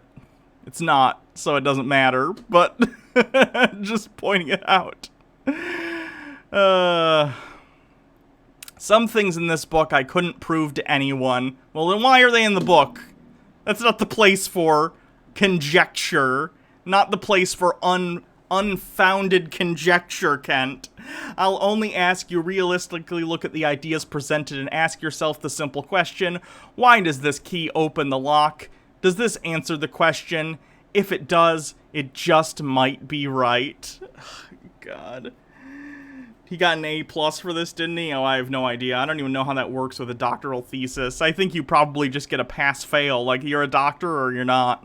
And again, to be clear, this is not from an accredited school, so Kent Hovind isn't a doctor. He calls himself doctor, but he doesn't have a real doctorate. Only God knows all the details of how it really happened. I believe he has revealed many details about the original creation in his holy book, the Bible. Everything else we can come with down here is just our theory. Oh boy, here he's sowing the seeds of misunderstanding the word theory as it pertains to science, pretending that the word theory and science is synonymous with hypothesis when they're not the same thing. My weekly radio broadcast has been instrumental in answering a number of questions about the creation-evolution controversy. Again, controversy. It's not a controversy for scientists. I have tried to answer questions as thoroughly and scripturally as I know. Each broadcast dealt with a different topic. We have selected some of the most helpful topics and developed them into chapters towards this book. The chapters, and consequently the subject matter of the book, begins by discussing the history of evolution. Where did we get this crazy idea anyway? The second chapter deals with the fact that evolution is a religion and not a science, and therefore should be excluded from public school curriculum. Wait a minute, Ken. But you think that creationism should be taught in schools, and that's a religion. You can't have it both ways. You can't say you can't say evolution is a religion, therefore it shouldn't be taught in schools, while also saying, however, my religious beliefs should be taught in school. That's hypocritical. And evolution is not a religion. It's an evidenced scientific truth. Again, you can disagree with that, but your disagreement is just wrong unless you have evidence to the contrary. And your evidence isn't just, look, a book written by people who didn't even necessarily know the Earth was round says that it's not true. Well, okay, they were wrong about a lot of things. It's fine. What has the teaching of evolution brought to the world in the way of good or harm? In the 4th chapter, we deal with the subject of time. How old is the Earth? In the 5th chapter, we discuss the Big Bang Theory. Those are completely different topics, Kent. You can't talk about evolution and the Big Bang Theory as if you're experts on either or both. This would be like if I was writing a doctoral thesis in evolutionary biology and I'm like, by the way, we're going to talk about the Big Bang Theory. It's like, what? You're not a physicist? What? In the 6th chapter, we give information about the geological column, the foundation of all evolutionary teaching. In Chapter 7, we answer questions about radiocarbon dating. Chapter 8 gives the truth about cavemen. You know, the scientific term, cavemen. Chapter 9 discusses the best evidence evolutionists have for evolution. Doubt. Kind of doubt it. That is, the Archaeopteryx. Wait, you think the Archaeopteryx is the, like, top-tier evidence of evolution? No. There's tons of different evidence for evolution. Chapter 10 answers the question, has science created life in the laboratory? Doesn't really matter if we do have or haven't, right? It doesn't matter how life came to exist on this planet. Evolution isn't here to explain how life came to exist in the first place. That's talking about something like abiogenesis or panspermia. These are hypotheses that we don't know which one is correct, if either or any, right? Evolution just is the process by which once life gets here one way or another, it changes over time and diversifies. So, trying to talk about the origin of life is yet another thing that you're, like, trying to say you're an expert on in your doctoral thesis. Very strange. We took 10 chapters of the book to destroy the edifice of evolution and clear away the rubble so that we could build a clean foundation. Several legitimate questions about the creation account given in the Bible need to be answered. Number 1, don't all scientists believe in evolution? In chapter 11, we discuss scientists, past and present, who were creationists. In chapter 12, we answer a commonly raised complaint. Genesis 1 conflicts with Genesis 2. It does in some ways, yes. In chapter 13, we give interesting evidence. Excuse me. Oh man, I am having such bad acid today. In chapter 13, we give interesting evidence that dinosaurs are mentioned in the Bible. I believe that dinosaurs are not only in the Bible, but they have lived with man all through the 6,000-year history. That's impossible. Dinosaurs and their survival require an entirely different environment than humans. They literally can't exist on the planet at the same time. In chapter 14, we deal with the question, are dinosaurs extinct? Yes, they are, Kent. In chapter 15, we discuss the human and dinosaur footprints found together in Glen Rose, Texas. That's been debunked. Thank you to the Holy Oats for following. The brownie didn't help. Yeah, true. In chapter 16, we give the creationists' alternative theory to explain geological features of the Earth within the 6,000-year framework. The word you're looking for is hypothesis, not theory. While all the evidence is not in yet, I feel it is still the best option to take God's word at face value. What's the point of writing a thesis if all your evidence comes down to, well, this really, really old book says it? The Bible has never been proven wrong yet, and I believe it never will be. Disagree, Kent. Never been proven wrong. Alright, how about the fact that the Noah's Ark story, and I could do a million of these, I've read, most of the Bible at this point. The Noah's flood says that the entire earth was flooded. There is not enough water on the earth, including frozen ice caps, to cover the entire planet in water for a year. The Noah story also says that while it rained for 30 days and 30 nights, once the rain ceased, it took 11 months and some change for the waters to subside. So Noah and his family were in a boat, a relatively small boat. And yes, I say relatively small because it's not very big compared to boats we have today. And they lived on this boat with 2 of every species on this planet, and then 7 of a bunch of other species that were used for sacrificial purposes and other things, right? I think birds and such, if I remember correctly. Which would be, thousands, millions of different species. They lived on this small boat with these species for almost a year, and they somehow had enough food to feed everyone. On top of that, we also have the fact that plant life is underwater for an entire year, which would kill it. So then, even when the waters subsided, the Earth would be completely screwed, because without plant life, you don't have oxygen being created from the carbon dioxide being sucked out of the atmosphere and turned into oxygen via photosynthesis. 2 of every kind, whatever that means. Oh yeah, they think the word kind means something. Kind doesn't mean anything scientifically. It means nothing. It's not a scientifically useful term, which is why, again, people don't use it scientifically. It's just a thing the Bible says. All soil would be useless. Thank you, Xandris. Also true. All sorts of crazy stuff in the Bible. The fact that the Tower of Babel is said to be, this tall tower that reaches to the heavens. And God, smited everyone to speak different languages who was working on it, despite the fact that at this point we've built buildings way taller than that, and not only that, but we've actually been to space.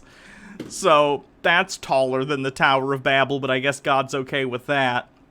We have outright immoral acts from God pretty consistently. Murder of innocent people, murder of children in Egypt, hardening Pharaoh's heart, which leads to the suffering of countless individuals. The Bible's just full of crazy stuff, Ken. See, if you start using the Bible for a source, expect people to pick it apart. I don't care if you want to be religious. That's your business. That's fine. It's literally your business. Churching, less churching now after your, 11 or whatever year prison sentence for tax fraud. But, yeah, pretty crazy stuff. So, if we get creationism again, we will read the next chapter. But I think I'm gonna, cut this up into chapters, because reading the entire thing in one go would make my brain melt, because it's so bad. So if you're wondering, how did Kent Hovind get a doctorate? The answer is he didn't. He made a BS paper that he sent to a diploma mill, and they gave him a doctorate, which they weren't accredited to give. You might as well, send some box tops in with your Captain Crunch, and, get an official, skipper badge. I'm a skipper! Kent, you can call yourself whatever you want, but you're not a doctor. Thank you, Captain Seculoid, for gifting 5 Tier 1 subs. Appreciate that. Arcana Stamper Blackwell says, historian here, the pyramids were not built by slaves, and there's no evidence that the Jews were enslaved in Egypt. Yeah, I've heard that. Excuse me.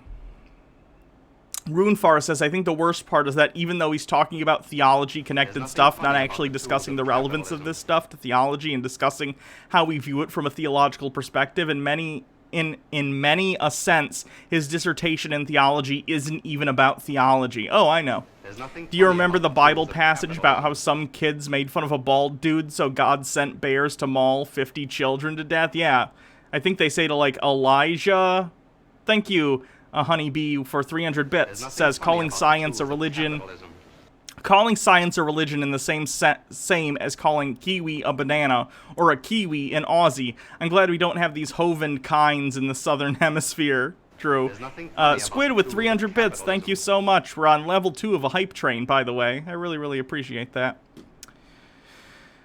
So we'll come back to this if we get creationism again. Let me go back to the wheel and fix this so you can see it. There's nothing funny about the tools of capitalism.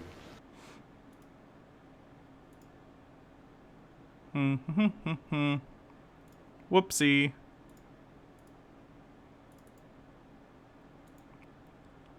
That's right, capitalistic propaganda. There we go. Thank you, Bellstar, for gifting a sub. Thank you, Old Enough to Know More Better, for gifting a sub. Thank you, MW1642, for 300 bits. Thank you, Kier... Oops, missed one. Thank you, Kierthin, for 300 bits. Thank you, Sittin' Kitten, for following. Thank you, Cats Are Neat, too, for 100 bits. We're at level 3. Once we finish the hype train, I'll get stuff on, because I wear the different stuff when we get the hype train going. I'm just gonna wait until we get to the end of the hype train to see how many things I need. Let's see what we get next on the wheel. Sovereign citizen. Interesting. Okay. Sovereign citizen. There's nothing funny about the tools of capitalism. Maybe I shouldn't do this back to back, but Kent Hovind, if you don't know, is a sovereign citizen as well. Kent Hovind believes that the whole straw man thing that sovereign citizens believe, he believes that. So much so that he, sold videos telling people how to do it. For those of you who don't know, Kent Hovind is basically a con man. And that's my opinion. In case he wants to sue me, like he's trying to sue the federal government for $500 million. Sham Rockstar, thanks for the 25 bits, and look at this dog and cat, thanks for the 100 bits. There's nothing funny about the tools of capitalism. So here he is with some dude trying to explain why the laws don't apply to you, even though they very clearly do. Squid with 1,000 bits. Thank you so much. I really, really appreciate it. This, if I ever debate Hovind again, I want it to be on this sovereign citizen nonsense. I've covered creationism pretty thoroughly, but I am so much more interested in his, like, BS sovereign citizen nonsense. This is kind of an because it's how he got to prison. Informal discussion on redeeming the straw man. My name is Kent Hovind. With me is John D'Arcy from South Florida. Thank you, John. Nice of you to drive all the way up to visit us here in Pensacola. America's in trouble. We have a lot of people confused about what's going on. This will be kind of an informal discussion about a variety. Death Lee, thanks for continuing your subscription. Our rights? Our founding fathers said, "Behold these truths." Let me see if I can find a better version of this without the hum.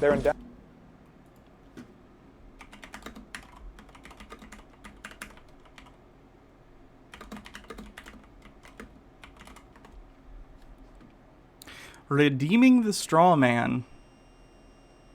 Basically, God created the universe. It's a little We've got a little better, chart here maybe. behind me that kind of explains. Oh shoot, God I lost it.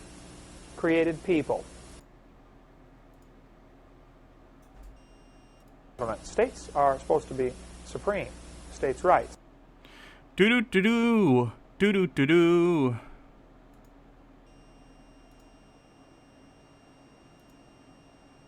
Okay. Well, thank you for joining us. This is kind of an informal discussion on redeeming the straw man. My name is Kent Hovind. With me is John D'Arcy from South Florida. Thank you, John. Nice of you to drive all the way up to visit us here in Pensacola. America's in trouble. We have a lot of people confused about what's going on. This will be just kind of an informal discussion about it ties on a variety of topics, but where are our rights? Our founding fathers said, "Behold these truths to be self-evident, that all men are created equal. They're endowed by their Creator with certain unalienable rights. Rights that you just can't Old enough to know more better. Thank you for gifting a sub. Appreciate that. Where we lost it and how to get it back. Just try to keep it simple so folks like me can understand it. Basically, God created the universe. We've got a little chart here behind me. 2.5 minutes left on the level 4 hype train. Created people. This would be Kent Hovind, John D'Arcy, John Doe, etc., etc. We, the people, got together 200 years ago and created a state government. All of those states got together and created a federal government. And the federal government is supposed to be the servant to the state government. All right, so here are some of the problems. Okay? First of all, you have no evidence for the first part in this chain. You say that God created people. You need to evidence this God, which you've never been able to do, and I've seen plenty of your material, Kent, so you already have a issue in your chain of power. Then we have people. People created state governments. That's correct. And then the state governments got together and created a federal government. That is correct, yes. And then the federal government created the corporate federal government. Here's where you're losing people, because no, that's not the case. The United States government is not a corporation. Kirthin with 100 bits. All I know is that there's nothing funny about the tools of capitalism. True. Thank you, Baja, for 15 bits. I appreciate it. A minute left. 67% of the level 4 hype train. Will we do it? States are supposed to be supreme. States' rights. No, states are not supposed to be supreme, Kent. The supremacy clause of the Constitution says that the federal government is the supreme authority within the United States, and the states are subservient to it. The states have plenty of power in regard to things that aren't like monopolized by the federal government. So we see things like driver's licenses and stuff that, of course, the state governments take care of, and there's tons of state laws everywhere that are dealt with by the states instead of the federal government. But if the federal government has a rule on anything, it is supreme, and the federal government takes precedent over the state government. You'd think you could have done even a little bit of research before you made this video. Oh boy, MW1642, thank you for 200 bits. Squid with 1,000 bits, thanks so much. And Happiness is mandatory with 300 bits. So many bits, it's like a bit party. 25% of level 5. Let's see if we can get to level 5 today. That'll be fucking amazing. Which goes into a long story of the wrong side winning the Civil War, right? Exactly what was it? Oh! Kent Hovind saying the wrong side won the Civil War. The side that won was the one that got rid of slavery, and the one that lost was the one that wanted to keep slavery? Jesus, Kent. Oh, I already thanked you. Okay. Yeah. Sick. The Civil War. What was the Civil War? It's Abe Lincoln's war. It wasn't the Civil War. That's right. It wasn't slavery. It wasn't slavery. It was about slavery, you idiot. It was about states' rights. The states' rights to do what? It's about slavery.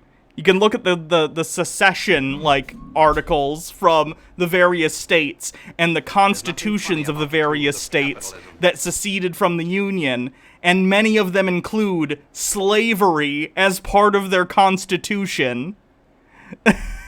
This revisionist history lost cause BS is so ridiculous. Slavery, no. And then the federal government created a corporate federal government. Notice it's all capital letters. No, there's no corporate federal government. I get it. Corporations are bad. I agree. But there is no corporate federal government. That's made up. Either you're making this up, the guy you're sitting next to is making this up, or you've both been conned by an even bigger person who's conned you. Either way, in this chain, there's someone somewhere conning you into believing that. And I'm guessing it's you, Kent. I'm guessing the guy that you're sitting next to came up to you and was like, hey, so you already talked to people about creationism. So of course they're, not the brightest bulbs in the box. And a lot of them are pretty gullible. So why don't we use your platform to sell them a video to try and tell them why they don't have to pay taxes? And then you and I can profit off of it. And then we'll make a whole bunch of money. And Kent Hovind, being the scam artist that he is, went, yeah, this will go well. Unfortunately, Kent Hovind seems to buy his own BS, which is why he wound up in prison for the better part of a decade for cheating on his taxes. The corporate federal government created a corporate state government. Nope. And one of these two, somewhere in here, created persons with all capital letters. This would be Kent Hovind with all capital letters. This is not me. Which leaves us with an interesting situation. Since whatever God creates, he controls, and we're supposed to be subservient to God. Whatever we create, we control, and the states, the federal Look at this dog and cat with 100 bits, another 100 because I've been dying for you to watch this one. Thanks. But whatever the government creates, minute and a half it controls. Left on the hype train. So the government has created persons, actually a corporate soul, for every individual. No, they haven't, Kent. There is no such thing as this straw man that you're going to spend the next hour talking about. When you get a birth certificate, it's literally just a certificate of your birth. It's just a record that says you, the person, the individual, was born on this date and such place, and your parents or whoever is on the birth certificate. That's all it is. It isn't some magic corporate personhood document. It's literally a certificate of your birth. Individual being in the United States. There's a corporate Kent Hovind and a corporate John D'Arcy. No, there's not. Not unless you actually create corporations and call them after yourself, but even then, it's not some sort of, straw man version of you. It would just be a corporation with your name, which is not something that exists automatically for anyone. And they can pass all sorts of rules and regulations for their corporation, which they own and control and regulate, etc. Now, they're using my name, though. They created a corporation and chose 20 my seconds name to go in on the there hype and train. chose your name to go on one and everybody else's name to go on one. So they've kind of abused their privilege and stepped out of their delegated authority and used my name. So that leaves me with four choices. No, they're not. It's still your name, Kent. Take. Number one, I can Iron do what Gullet they with say, 200 bits. Thank you very much. Most Americans do. The state government can tell their person, you must wear a seatbelt when you drive your car. They can tell this person, you must... Kent, the government can tell you what to do because you're a citizen of the country in which you reside. That's why. And because there's this thing called the social contract that all of us are a part of in any society in which you live. And when you're born in that society, you have rights and you have, responsibilities. Those responsibilities include following the laws of the land. We live in the United States, where luckily we have the ability to vote on representatives to go make the laws. And if we don't like those laws, then we can vote for people to go and change them. Or if we think that there's something unconstitutional or illegal about a law, we can take it to court, we can take it to the Supreme Court, and then try and get it struck down judicially. But, either way, as an individual, the law is the law because the government of the land has created it, and you are beholden to that government because that government is sovereign. Often that sovereignty is backed up by a myriad of factors, up to and including things like consent of the governed. This is something that's big in the United States, the idea that the power of the government derives from the consent of the governed. Now, this doesn't mean that every individual person needs to consent to every law. All it means is that, on the whole, people in the country recognize the government, the federal government or the state government, as the official government. And then the second thing that makes the state sovereign is the fact that it can back up its sovereignty with physical force. The military, the police, all sorts of different levers of power that they could use to keep people in line if they don't follow the law. That's what makes something sovereign. You don't need to create some corporate person or whatever to impose laws on people. You just need to be the government. It's not even just that your belief is stupid, Kent, which it undoubtedly is. It's that it's ridiculous and superfluous. The government has powers over you, regardless of whether or not there was this fake corporate, straw man person. It's the government, Kent. How do you think the government works? Do you think back in the day, let's say, I don't know, England prior to the Magna Carta. The king is the most powerful and sovereign. They're the sovereign of the country because they're the absolute end-all, be-all leader. Let's say that they're levying taxes against people in the country, because taxes, basically in any civilization, are something that happens. The form of the taxes and the amount is going to be different, but at the end of the day, taxes are taxes, and they exist pretty much everywhere there's a functional government. Do you think that the King of England had to come up with some sort of fake corporate straw man to get his subjects in order to... Wait, did someone... What happened? Oh, a Trump person in the chat. Gross. You don't need a corporate person to have the government impose taxes on you. What you need is to be the government that can back up its authority through either force, in the case of something like a place where there's a monarchy, or through the consent of the governed. It's pretty simple. You don't need this corporate personhood thing. File an income tax form. You must get a Social Security number. You must get a driver's license. You must get a birth certificate, etc., etc. And they have the right to tell that to this person. So I can either say, okay, I'll do what you say. I can bring myself from here all the way down and submit myself under these corporations. Or I can try to cut the string between... Here's the kitty, by the way. This we the people, and the artificial we the people. I can try to cut that string. And some people do that with varying degrees of success. Number three, I can look for loopholes in the laws and say, well, wait a minute, this law doesn't require that I do this. And some people, with varying degrees of success, look for loopholes and say, wait a minute, the state... Varying degrees of success. How successful do you think your application of this belief was, Kent, when you went to jail for a decade? Not very successful, would be my guess. It does not require persons to file a tax form unless they are a drug dealer from the Virgin Islands or live in Washington, D.C., or use a zip code, and all sorts of different arguments have been used, and some not too successful. None have been successful. No one has ever gotten in front of a judge anywhere in the country and made a successful argument as to why they don't have to pay taxes, or that the laws don't apply to them up to and including tax law. That's not how it works. Choice number 4 is claim this guy. Say, hey, you're using my name. That's mine. I want it. That's what I want John to explain to us today. How do we redeem that straw man? And what does that mean, redeeming that straw man and moving him or claiming him as your own?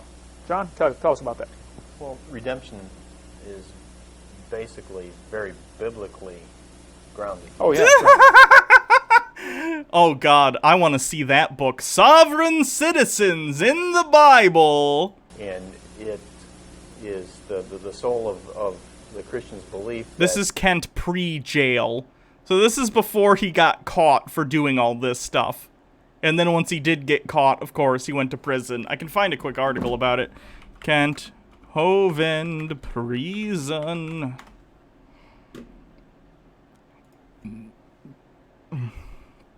Just gotta look for his legal problems. On August 15th, 2002, Hovind was arrested for assault, battery, and burglary. Oh, this is a different incident, but let's read it anyway. In 2002, Hovind was arrested for assault, battery, and burglary in an incident with an CSE secretary. The charges were dropped in December. On September 13th, 2002, Hovind was charged with a failure to observe county zoning regulations for Dinosaur Adventureland, a misdemeanor. April 2006, the Dinosaur Land buildings were closed by county officials in the Florida Circuit Court, found the owners in contempt, offering fines of $500 each day buildings were used. Hovind argued he did not need a permit due to the nature of the building, but after a 5-year court battle over the $50 building permit, on June 5th, 2006, Hovind pleaded nolo contendere. Is that like no contest, basically? I do not. Oh, yeah, no contest. As charged to 3 counts: constructing a building without a permit, refusing to sign a citation, and violating the county building code. Hovind paid fines totaling $675. Squid with 50 bits, the gospel of the sovereign. True. I'd read that. Anyway, here's the federal civil tax matters bankruptcy and renouncing citizenship, 96 to 2006. Hovind was originally reported to the IRS by Pensacola Christian College senior vice president Rebecca Horton in the mid-90s after she learned of Hovind's anti-tax stand. Hovind's organization had neither business licenses nor tax-exempt status, nor was it considered a church by the people who worked there. The ministry's organizational structure was described by the United States Tax Court as appearing to be based on various questionable trust documents purchased from Glenn Stoll, a known promoter of tax avoidance schemes, leading the court to conclude that Hovind used these trust documents as well as other fraudulent means to conceal the ownership and control of his activities and properties. This is called, oh boy, this came up in the Tiger King documentary. Unlawful transfer, more or less. If you're trying to conceal your assets that you own by signing them over to someone else, that's a crime in and of itself. You're not allowed to do that. Am I an anarchist or a socialist? I'm a socialist. He just threw a tantrum and had to pay more, basically, yeah.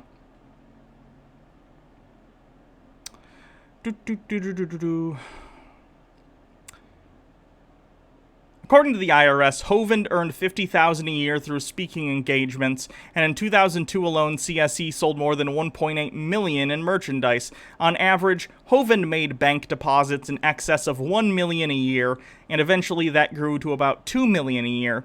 After half that income went to employees who were salaried or were paid hourly wages, Hovind derived substantial revenue from these activities that appeared to be income to him personally. Thurizzi, thank you for following. Welcome to the stream. He has an anti-tax stand. Is that its ability? Tax van. On March 1st, 1996, Hovind filed Chapter 13 bankruptcy petition to avoid paying federal income taxes, claiming he was not a citizen of the United States and that he did not earn income. He's a citizen of the United States. He claimed that a minister, everything he owned belonged to God, and he was not subject to paying taxes for doing God's work. The funny thing is, too, if he just registered the organization as a non-profit religious organization, he'd be fine. He'd be fine. A lot of this would be fine. If he did this the proper way, he still wouldn't have to pay taxes on a lot of things. There'd be some stuff, and probably his personal income taken from the nonprofit, but at the end of the day, a lot of the things that you do as a nonprofit aren't taxed, and that's the entire purpose of a nonprofit organization, and he'd probably have a pretty good case for being a nonprofit, considering it's like a religious outreach organization, more or less. But he doesn't want to do that for some reason. On June 5th, 96, the court dismissed Hovind's bankruptcy case, finding he had lied about his possessions and income. The court upheld the IRS's determination that his claim was filled in bad faith for the sole purpose of avoiding payment of federal income taxes. He called Hovind's arguments patently absurd. Is also said that the IRS has no record of the debtor ever having filed a federal income tax return. Oof. In 98, the IRS requested account information from Hovind from an internet provider after Hovind made claims on an internet broadcast about his own tax law non-compliance, going back to the 70s when the provider initially balked. The courts granted a subpoena on the basis that the IRS could demonstrate that Hovind had received income but had filed no income tax returns going back to 1991. In 2003, Hovind would tell the New York Times, "I haven't filed a tax return in 30 years, which is a very stupid thing to say, even if it's true. Hey, Baja, in the bedroom, there's some Tums on the side table. Could you bring me those? That brownie was an awful choice. Ugh, it's tearing me up. On May 13th, 1998, Hovind had his wife filed a power of attorney and revocation of signature document in Escambia County, which would nullify any of their promises, debts, or legal agreements made prior to April 15th, 1998. Hovind's claim that they had signed documents, you know, you get it. I'm not going to read this whole thing. I think I've read many of these before. No, it was just like a normal brownie. It was just like a brownie with some Reese's Pieces in it. It was alright. A little too sweet, honestly, but it was fine. Anyway, on July 11th, 2006, Hovind was indicted on 58 counts in the District Court of Northern Florida, Pensacola. That's a crazy number of indictments. Thank you so much. I really appreciate it. Do you only have 3 hats on? No, I thought I had 4. 1, 2... Oh, I didn't put the 4th one on. Where's the holographic hat? Oh, here it is. Boop. Sorry, I cheated you all out of a hat. Apologies. I love you. Love you too. Hello, chat. At arraignment, Hovind claimed incomprehension of the charges, telling the court, quote, "I still don't understand what I'm being charged for and who is charging me." That'd be the federal government, Kent. The federal government for tax evasion. The presiding magistrate judge asked Hovind if he wrote and spoke English, to which Hovind responded, "To some degree." You know what? Based on reading Kent Hovind's dissertation that he got his fake doctorate from, I agree. His English ability is to some degree. I wouldn't call him fluent. Baja Bits. Thanks for the 100 bits.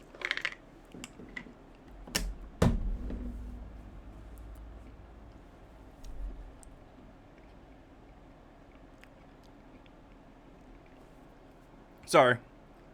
Dead air. The trial began October 21st, 2006. Hovind hoped to convince a jury that his amusement park admission and merchandise sales over $5 million from 1999 to 2004 belonged to God and could not be taxed. By the way, Hovind isn't the only person who's ever tried to make this argument. Surprise, surprise. It's never worked. Evidence produced at the trial revealed that Joe Hovind had requested financial assistance. Oh, the Surfs! Hey, welcome! Thanks, Lance. Welcome. We're looking at Kent Hovind's tax evasion stuff. Kent Hovind of, I guess just creationism fame is also a sovereign citizen. And we're reading him going to jail and also watching a video he made prior to his conviction about how he thinks you don't have to pay taxes.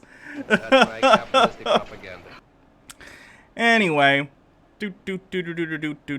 after closing arguments were presented on November 2nd, the jury deliberated 3 hours, which is nothing, before finding Hovind guilty on all counts, 58 for Hovind and 45 for his wife. The Pensacola News-Journal said the saddest thing, had they cooperated with agents, they probably wouldn't be worrying about prison sentences now. Thank you, everyone who's following. I really, really appreciate it. Raid Kamazotz later. He's doing a charity stream and needs the eyeballs. Kamazotz. Okay, will do. Everyone in the chat, remind me when the stream ends to do that. So back to the video. So Hovind believes that he did nothing wrong. Of course, he evaded taxes for like a decade. And got away with it for a while, but then he's putting out videos like this where he thinks he don't have to pay taxes. No wonder people caught him. We ultimately, our souls are redeemed through Jesus Christ. And all we have to do is accept his finished work on the cross, and we are eternally redeemed. And Christ then protects and holds our soul for all eternity. So it's very biblically based, and it's funny that no matter how corrupt things seem to be getting, government seems to follow God's law. You ever wonder why every 7 years you can file a bankruptcy and not 12? Or yeah, every 3? why 7? Just, sure. Yeah. You know, let's find out the real reason so we can debunk whatever made-up reason Hovind is going to have. Why can you file bankruptcy every 7 years? To prevent the abuse of the bankruptcy process, the bankruptcy code requires a certain amount of time to pass between cases that result in a discharge. This prevents people from running up high credit card balances and other types of debt and filing bankruptcy every few years. Yeah, but why? Why 7, right?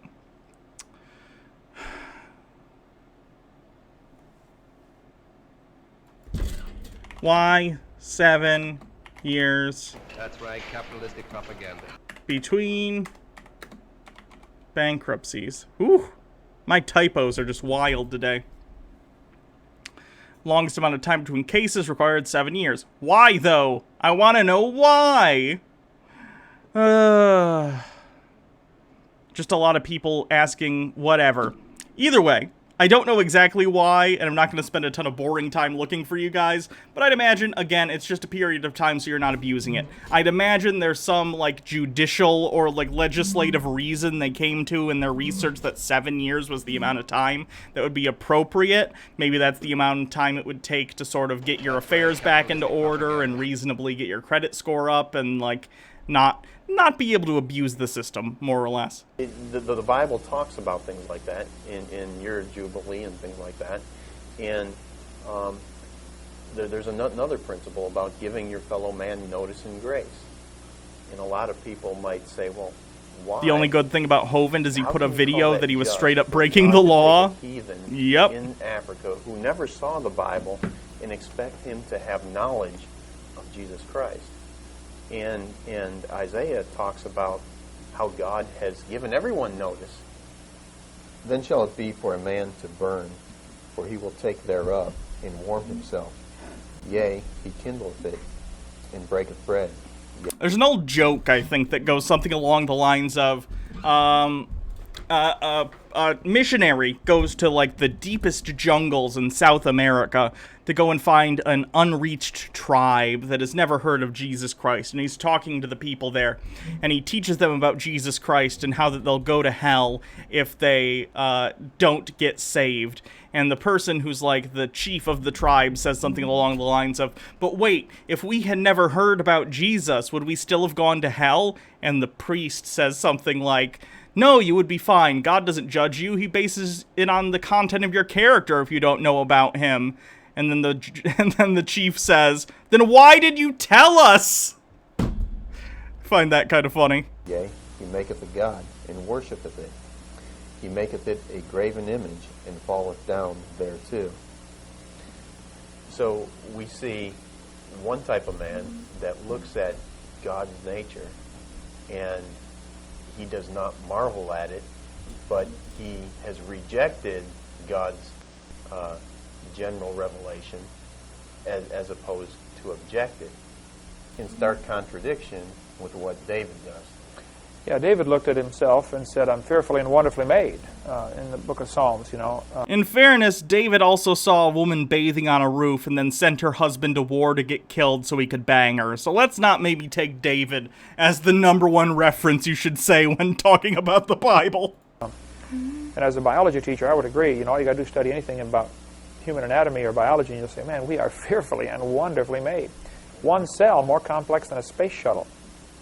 Amen. It's unbelievable, you know. How are you saying that? You cannot compare like a biological thing like a cell to a spaceship and try and say one is more complex than the other. They do completely different things. But even if you were to say, okay, a cell has this many like complex parts and a spaceship has this many complex parts, however you're going to arbitrarily decide those factors, the cell has had hundreds and hundreds of millions of years to evolve. We've only had spaceships for under 100 years, so not exactly a one-to-one thing, Kent. The best thing man can build is, you know, God builds trillions and trillions of them, you know. Yeah. So we got the two type of people there, and so man is not without excuse that God has testified to man, and if man accepts God's general revelation, then God is faithful and he will send him specific revelation, meaning the Bible and knowledge of Jesus Christ. So the heathen that's out in the middle of the jungles in Africa who does not have a Bible, he will be held accountable to the revelation and knowledge he has, meaning nature.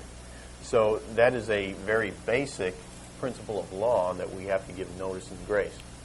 And just as God gives us notice and grace, in law, would anybody be surprised to find out that there are very elements of notice and grace? Get to the tax stuff. There we go. The other... Wait a minute, so you're saying it's in God's economy or God's plan or God's character, give notice of what you expect. That's right. And what you want. That's right. And then Thanks for the following, grace Yankee. is a time period in which to accomplish this? That's right. Okay. Okay. And the other concept that I see here is we've got a mirror, okay? And we have God, and he's perfect, he's holy, he's just.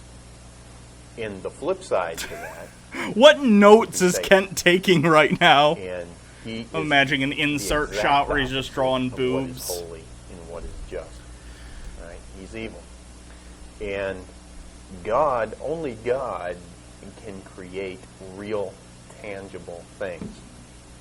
You know, paper, sure, and matter, wood, time, and, right. Not really. I mean, what do you mean by that? I mean, yeah, there's the, like, fact that you can't create or destroy matter, but we don't have any evidence for anything being created out of absolutely nothing. Even, like, the Big Bang, as far back as we can see, comes out of a singularity, right? There's nothing that we know that creates anything. We just repurpose things. So, Satan cannot. So all he is left doing is counterfeiting. And he's a great counterfeiter. And that is the other principle that we find out here in the straw man, is that whatever God created, Satan's got his counterfeit to. And man turns around and man created real de jure government. What about human-made elements? I'd imagine those, you're still taking, like, particles, right?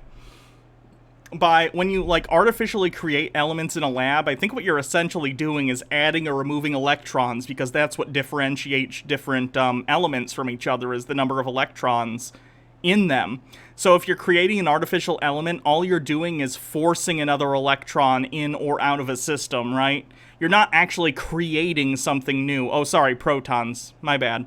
You're not actually creating, like, you're creating a new element by recombining and changing the amount of things in it, but you haven't actually created anything new. You're just moving particles around. And I say just. It's obviously, like, an amazing scientific feat to be able to do that, but, like, it's not the same as creating something out of nothing. Like, Star Trek, what are they called? Star Trek, they you know, Earl Grey tea, hot, replicators. Replicators, like, don't even create something. They're basically taking, atoms and recombining them in different ways, right? So, that's kind of what, like, creating a new element is like, but in a very, very rudimentary, relative to something like a sci-fi show way. You're just recombining parts of atoms to create new things. You're not actually creating atoms out of nothing. The government turned around and created a fiction.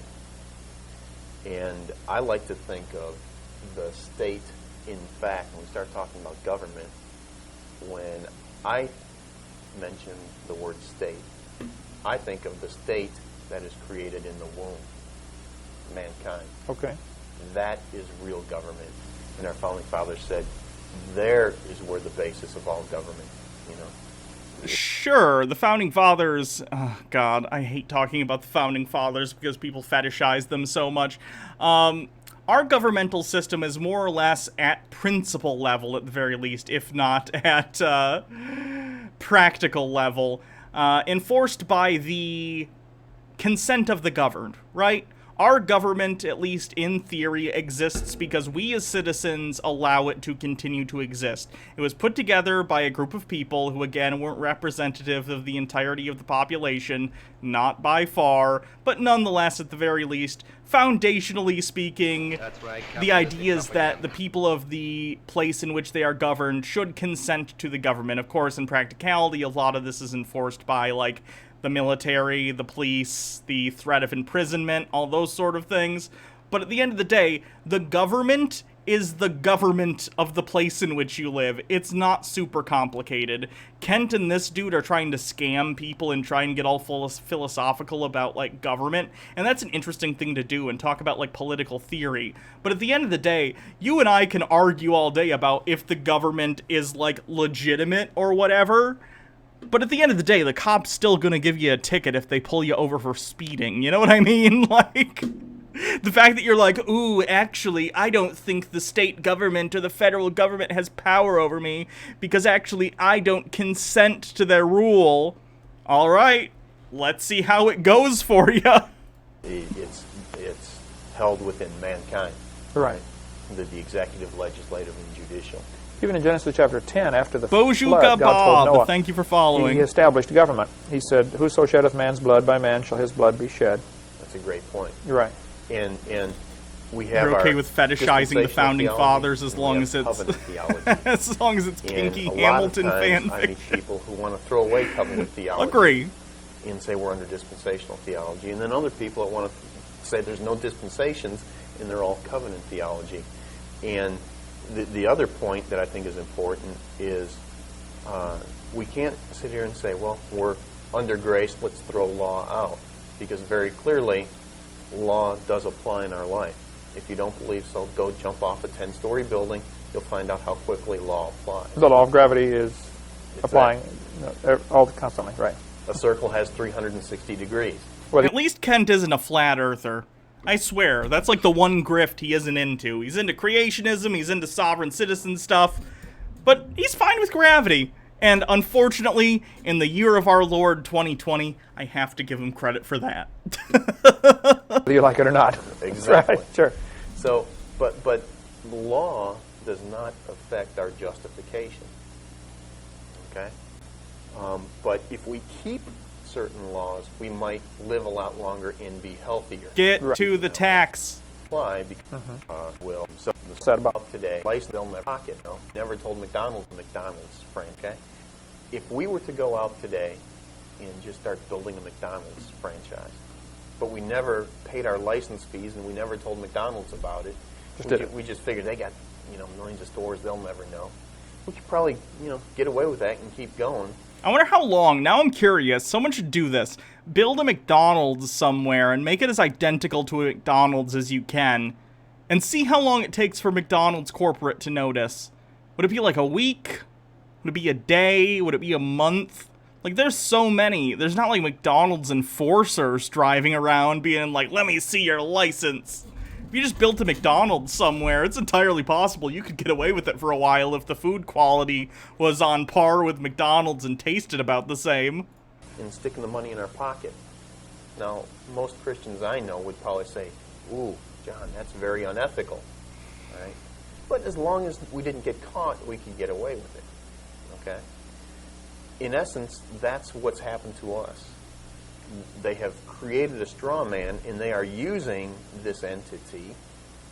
And as long as we don't show up to say, hey, you can't do that, they're going to go keep on using that. No, there is no straw man. So for those of you who came during the raid, sovereign citizens and people like Kent Hovind who believe this stuff basically believe that the government, on the day of your birth, not only are you born as a real flesh and blood individual, but on that same day, there is basically a straw man version of you created.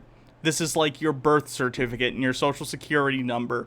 They believe that it's a corporate fiction that exists in order to, like, enforce law upon you. Which doesn't even make sense, because again, the government has power over you due to a variety of factors, including consent of the governed, and not you as an individual. I'm talking about the consent of the society as a whole, and the fact that the government is sovereign because it has power, police, military, to enforce its sovereignty, right? Why would the government need to make a fictitious you in order to rule over you when they already do, just de facto, right? Like, why would I need to be like, oh, in secret, I'm going to create this legal fiction? Ha ha ha! Why would you have to do that? It's superfluous. It makes no sense. It is just a bunch of extra work when the government already has power and jurisdiction over you because you live here. Even if you weren't a U.S. citizen, the law still applies to you if you're in the U.S. Like, if you're French, and you come here from France, and you're on a vacation, and you get pulled over for speeding, you can't just say, well, I'm French, the law doesn't apply to me. Wherever you are in the world, if there's a government that enforces laws, if you are there, under their jurisdiction, they have power over you. Funny about the tools of capitalism. Antipodian squid, rather, with 50 bits, best evil laugh. I was trying to channel a little bit of King George III from Hamilton. Since they created this and used your name. That's right. As long as you don't say anything, well, they keep they're going to keep using it, sure. And it gets worse than that because the McDowells from Coming to America. Look, being a McDonald's. I don't want to get DMCA'd, actually. Screw it. Got this little misunderstanding. See, they're McDonald's. I'm McDowell's. Huh? They got the golden arches. Mine is the golden arcs. Now, see, they got the Big Mac. I got the Big Mick. We both got 2 all-beef patties, special sauce, lettuce, cheese, pickles, and onions. But they use a sesame seed bun.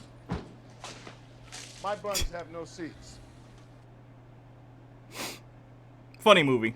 Out of a position where we are accountable to God, and we come on down and we say, we will become that person for you. And we take ourselves out of a position of being their master and put ourselves in a position of becoming the servant. Have churches done the same thing by becoming incorporated? That's a very interesting issue. Kent Hovind hasn't registered. I don't know if he has at this point, again, after his, like, decade-long prison sentence.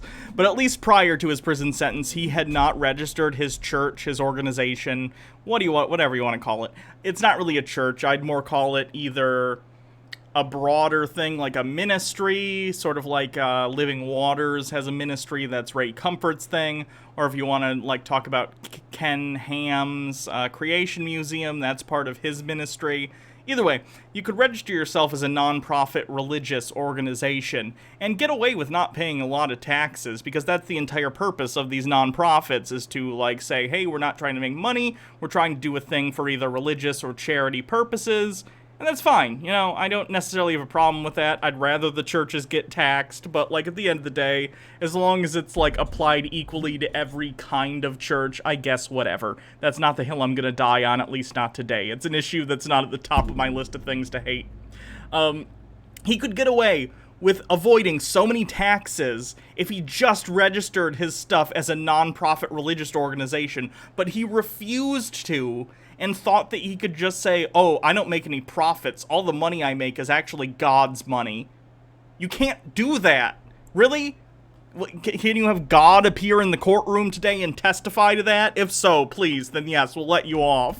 But until such a time as you could prove that the money that's been given to you and that you are spending on your own livelihood is God's, then you're gonna go to jail. Like, wouldn't you also, if that were true, if that were your legal defense, shouldn't you be on trial for stealing from God because you used that money to buy yourself clothes and food and a home? It's ridiculous. The 501c3 corporation. There's a U.S. Supreme Court case named Hale v. Hinkle. And in that court case, they basically stated that a corporation is a creature of the state. Okay. All right. Let's follow this analogy through with an illustration. Let's take your phone number, for instance. Okay. Who owns that phone number? Good question. I guess I have to pay every month for it, so the company owns it. So the I'm phone renting. company. You have access to that phone number. You're paying access to the phone number, and it's being applied to your residence, but you don't own it. The company owns it, correct? Basically, if we stop meeting our contractual obligation, mainly paying our phone bill, they'll take it away and give it to somebody else. Exactly. Sure, and, right. and you'll see how long that phone Right. number is yours. 30 days. All right?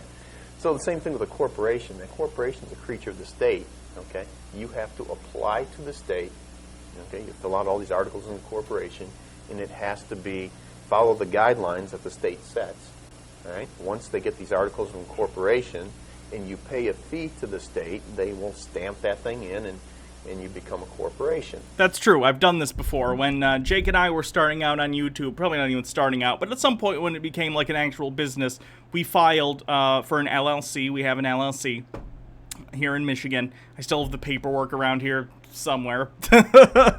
But legally, yeah, you can get certified as a corporation, and it's not like the most complicated thing in the world. Anyone can make an LLC. It's pretty simple. You just get a lawyer, and they'll fill out the paperwork for you. I think it costs something like $200 for us to file the paperwork. It wasn't that bad.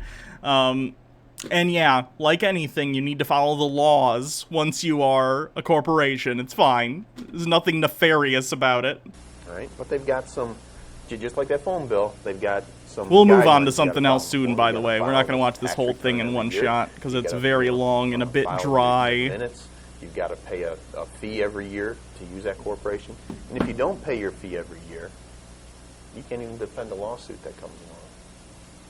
So, yeah, that's the entire purpose. It's you have to continue to pay to register yourself as a company year over year. That's part of it.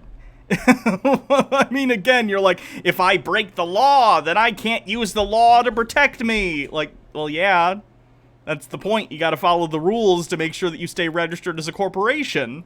Corporation is the creature of a state, and it does not exist as a matter of right. See, God never created corporation, but it is down in this world existing as an entity of privilege. And who ultimately owns that corporation? Well, the state. Whoever created. No, you own a corporation. Like, if you have an LLC, like, for instance, like Jake and I have, then you file people who are, like, managing members of the LLC. Technically, like, when I file, like, how do I put this? Like, when I applied for a home loan and I bought this house, and of course I've been able to do that, thankfully, because of all the fine people who support us through stuff like this stream and YouTube and everything. The way that I show them that I have income is showing previous year's tax statements, and then when I file, or when they have, like, a line for, like, what is your, like, occupation, if it's just a general thing, I'll put, like, entertainment or something, because that's basically what we do, or, like, online whatever. But if they're looking for, like, job title, because I make my money through the company, through the LLC, you write, like, because Jake and I are both managing members of such and such LLC. I'm not going to tell you the name of the LLC because it's not relevant to you people, and I don't need you looking up my business. But you put managing member, such and such LLC, and that's my official job title, and then when I apply for things, that's what it is. I own that collectively with Jake. Jake and I are 50-50 partners in that LLC. That's how that works. The government doesn't own it just because that we filed it with the government. We are owners of that LLC. The state created it, so they own it. If it's Utah or California or Florida, and the stockholders basically have a beneficial interest in the use. No, we have an LLC, not an LLP. I don't know the differentiation. Our lawyer just recommended an LLC for whatever reason. It's been quite a few years. I don't know. Corporation. The state owns it. So now, when they come in, and I believe, Kent, that this is just around the corner, and a lot of churches are going to get really caught off guard by this, but I think they're going to be very shortly saying, well, you have to have, if your church has 3,000 members, you're going to have an equal pro rata share of queer ministers on staff. Sure. And if you don't have a queer minister, they could revoke that tax status. No one's gonna force you to have an LGBTQ whatever minister. You just can't have hiring practices that are discriminatory. This is a problem the Creation Museum actually had. They were doing discrimination against employment. They wouldn't hire people who weren't Christian, and that was a problem. But yeah, if you're going to be an employer in the United States, you have rights, but you also have responsibilities. And as an employer, one of your responsibilities is to not have discrimination in your hiring practices. If you don't want to do that, sorry, you don't get to be a corporation. Welcome to the real world, where you both have rights and responsibilities. And you want to say, well, man, isn't that unconstitutional? No, not really. They created it. Yep, and it's just like that scenario with McDonald's, okay?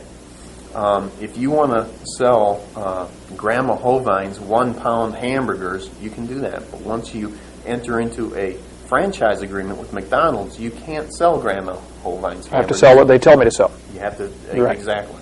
Okay, but that's not analogous to the United States. The United States is not a McDonald's land corporation that's going to force you to do certain things to be a franchisee. Making an LLC or any sort of corporate entity is not the same as being a franchisee of the federal government.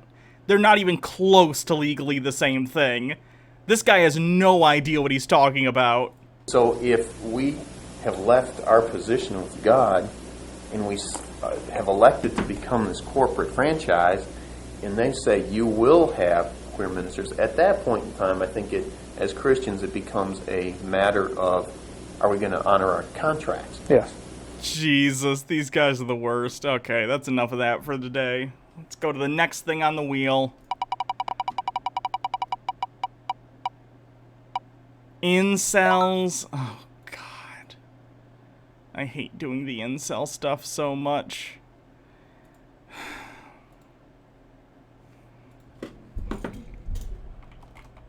That's right, capitalistic propaganda. Thank you to Sunboy Dude for following. Welcome. Incels. Upload date. What the heck? It's like downloading that as a what the hell? My Google's being weird. When I go and hit upload date, it's downloading that as like a file. What the heck? That is bizarre. There's nothing funny about the tools of capitalism. Squid with 100 bits says, at Mardi Gras this year in Sydney, I was blessed a very sweaty, very drunk day man in a fantastic pink tutu. He blessed me using his pink feathery wand and hugged me and told me the gay gods would keep me fabulous. I don't this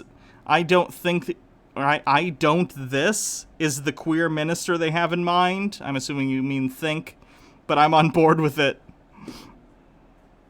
You got the right click or the control stuck down? Okay, weird. I'll try and fix it.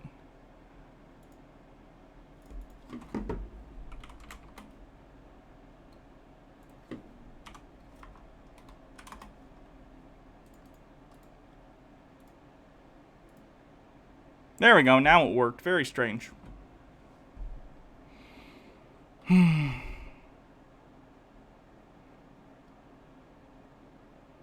This is gonna be sad. This guy goes incel rants on mommy issues, Zoloft sucks, venting on miserable life. Oh no.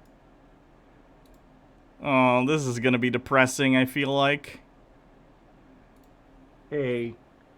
So, today's video is going to be based on a stream I watched last night by the gentleman named as Zoloft Sucks Again. His name is Shane. So, anyway, his stream last night was based on a very, very irrational fear about, well, he's going to have a new fridge installed into his house, but he's like mortified that the people coming in will have COVID and they'll give it to his mother who he lives with. That's a valid and concern. Shane apparently believes that he's had COVID and he's afraid of sharing it to his mother, and he's just super paranoid about it. I mean, thinking you've had it, if you don't have any symptoms, might be a little paranoid, but you can be a carrier that doesn't have symptoms, so it's not that crazy, but if it's affecting his life, then you should probably go get a test, if possible. Yeah, first off, about COVID, I mean, I understand, you know, like 4 or 5 months ago being really scared of it since we didn't have much knowledge on this new, you know, disease or whatever. What? There's over 170,000 people dead. You think now is the time to be less afraid of it? What? Now we know that the death rates in this are not that high, and What? Oh my god. COVID deaths, USA.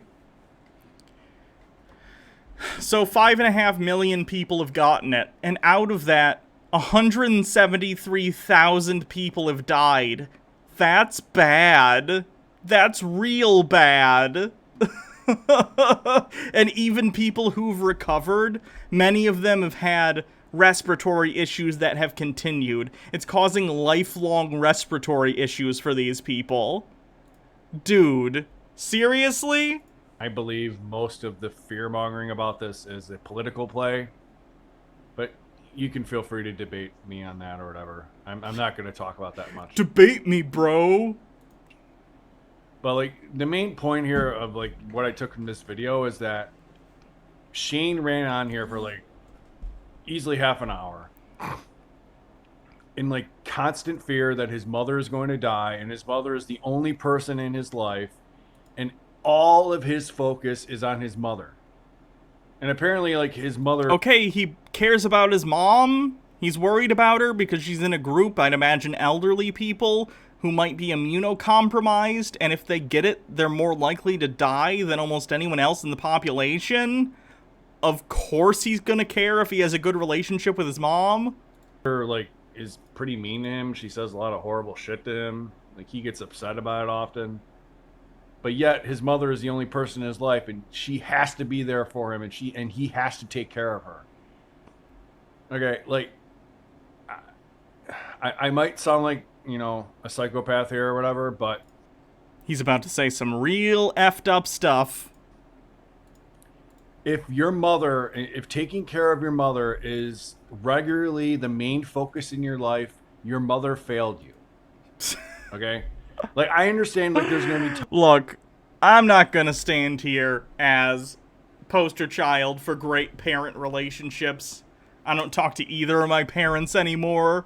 But at the end of the day, if you have an alright relationship with your parents, and you have an elderly, like, parent who's sick, and you can take care of them, that's awesome. I'm glad for you. And even if that guy has disagreements with his parent, like they get into fights or something, that happens between people all the time, right? You're not a failure of a son or daughter because you're taking care of your elderly parent. In fact, that probably means twofold. Firstly, they've succeeded as a parent enough that you're able to help them and support them in their time of need. You've succeeded enough that you can not only support yourself, but them.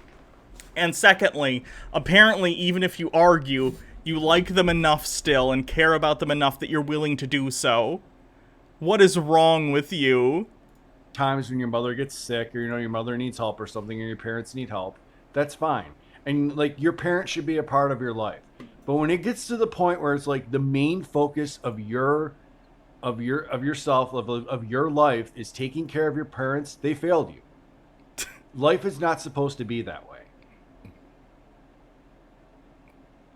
And like it hits home with me because like in my last video, like people were saying, "Oh, grotesque, you have mommy issues." It's like, well, yeah, like I mean, why it hits me like watching Zoloft Sucks talks like this about his mother is because my mother, I've said it before, she's very overbearing. She's constantly fearful of everything.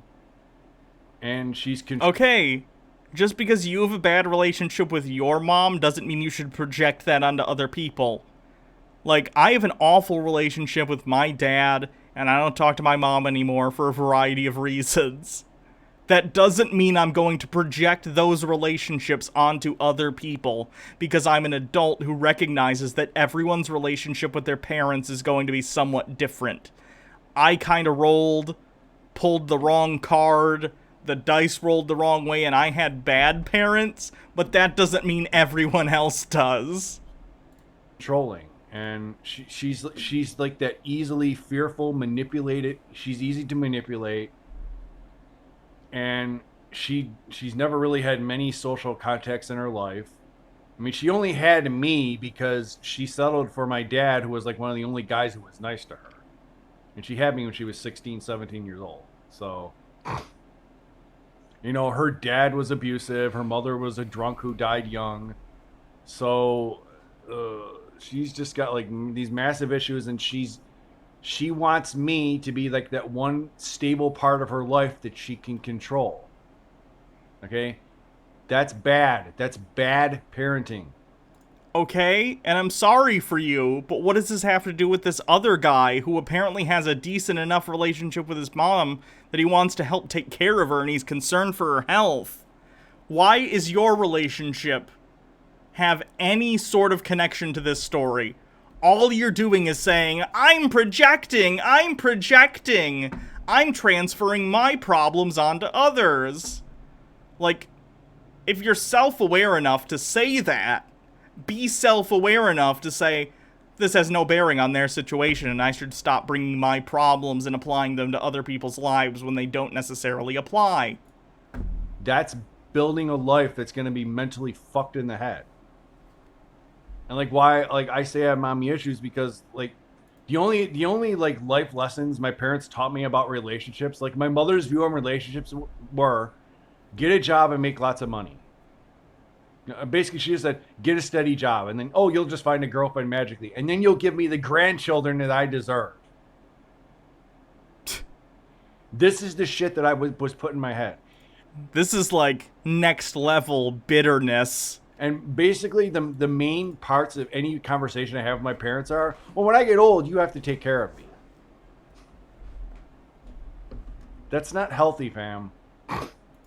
I agree that no one should assume their kids are going to take care of them because there's so many things that can happen in life. Your kid might not be able to. Maybe you're not someone they want to deal with on a regular basis. Who knows? At the end of the day, you should, as an individual, try and make sure that you are set up for yourself so that when you get to an age where you can no longer take care of yourself, you do not become an undue burden on your children. Whether that means saving money to go into a retirement community, whether you're advocating for social services to be expanded so when you reach old age you'll have things like Social Security and things to fall back on, whatever. But at the end of the day, is it nice if your kid's able to help take care of you? Sure, and that's great, but you shouldn't expect it, right? And I agree with them on that. But that has nothing to do, again, with this other random guy who happens to want to help his mom and is concerned for her health. Again, just because some relationships with parents are bad doesn't mean you need to prescribe that for others. And apparently this is very common in the incel community. It's like a ton of incel posts you'll see, like the main thing that they'll talk about, like their purpose in life is taking care of their mother or taking care of their family. And very often you'll see in like reasons why an incel will not commit suicide. It's like, well, my mother would be devastated and my mother would have nobody to take care of her. I'm seeing this is a pretty common problem now.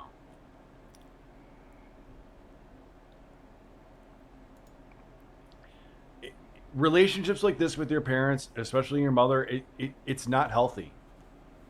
And it took me a long time to really kind of break away from that, because like the problem is if your parents fill you with like these your parents forcing you and guilting you into taking care of them is unhealthy, but you haven't demonstrated that that's the situation the guy you're talking about is in. If he genuinely wants to help his mom and has the ability to do so, that's completely healthy. That's nice. These unhealthy mental habits, you don't know any differently, especially if you're an incel. If you're an ugly male that finds it very hard to make friends to begin with, and the only real social interactions you have in life are with your parents, and they fill your head with this shit, with this like controlling, overbearing helicopter parent shit, yeah, it's gonna fuck you up bad. And like the problem, like when you watch Shane here, is it's obvious that this dude is like super dependent on his mother. Like Shane, like I made the video before about how I really suggest apparently he has autism, so he should be on SSI. Now a few times he said that he's on disability, but yet he'll say that he can't afford to go to a doctor or a therapist. Okay, disability doesn't pay you enough to pay for exorbitant medical fees and to go to a therapist, you absolute idiot. Do you really think unemployment pays that much? What is wrong with you? Sushi Mom says SSI is only $783 a month, which is nothing when you factor in, again, cost of, like, place to live, food, clothes, stuff like shampoo and toothpaste and everything. Like, that's nothing. You're not gonna cover stuff. What is wrong with you? Medications, yep. Which means he's probably not on disability, because like the first thing that happens when you go on SSI is they're gonna put you on Medicaid. And they're gonna make sure that you have that free health coverage. Like that's the first thing they will mandatory make. There's nothing funny about the tools So I'm of guessing capitalism. Welcome to American really for-profit probably isn't on healthcare. disability, and Yep. He's just relying on his mother for like everything. It's just, oh my lord. This poor fucking dude. Oh, I feel so bad for him, man. Yeah, like, this dude, the Shane here, man, he's like top of the incel scale, yeah. Iron Cubalt says 700 is a lot for a ton of people. I'm not saying it doesn't help. But $700, especially depending on... Like, I live in an area with really low property prices. I bought my 3-bedroom, 2-bathroom house, just for, like, reference, for $69,000, something like that. And I have a 30-year mortgage, right? My, like, monthly home mortgage payment is, like, $540. Like, $700 is not a lot of money, and I'm in an area with really low property costs, much less if you're living somewhere in the country where houses can cost hundreds and hundreds of thousands of dollars for the same size house. Yeah, and I have an upstairs and a basement. Like, I have a really nice house for the price. I think it was owned by, like, I've seen pictures of this house, actually, prior to, and then I actually did spend a little extra money, like the blinds and stuff. These are pretty nice blinds that I got, and I had all the blinds done, and I had some different stuff done to the house, new windows put in. But like, before I bought the house, I think a contractor bought it to flip it, and holy crap, did this house look like crap before he got his hands on it. I got really lucky finding this house. And plus, I'm like right down the street from Jake, which is really convenient, but anyway, property costs are low around here, and if I got $700 a month, well, it would help. It's not that much money. That wouldn't even pay... That would pay maybe, oh boy, less than half of my bills. And I don't even think that's factoring in, like, food and stuff. Can you come crash in your basement while you find a house there? I don't know if you'd want to. It gets really wet when it gets very wet when it rains. Dude Spanking Dude says a lot of my suicidal issues also amounts to feeling guilty for my parents having to pay for my meds since I know it can cost a lot. Oh, you shouldn't feel like that. I'm sure that they're happy to help you. That's right, capitalistic propaganda. Doguru Gama, or Dogurum Agura. Thank you for following. Yeah.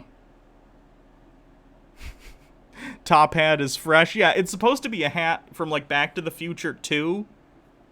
Remember when Marty goes to the future in Back to the Future 2? It's supposed to be that hat, basically, but with a flat bill.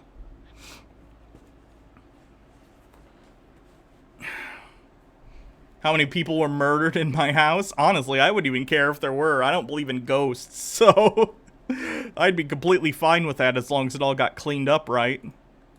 Again, thanks to the people who suggested me to watch him, and then it's also like, oh man, it's so sad. Oh my lord. Yeah, I mean, this is the main point of this video here is like, overbearing parents really, really suck, and especially if you're an Ghosts incel, should be and I on the know it's wheel. just True. really easy to fall into the trap. It's like tomorrow, I think Thursdays are going to be my day where we just watch whatever I want. So maybe tomorrow will be a stream with maybe ghosts will be involved. I don't know. Your mother is the only person that's nice to you, that you feel is nice to you. And you don't want to lose that. And you feel obligated to do everything for your mother. It's just, it's not healthy. It's not the way to be.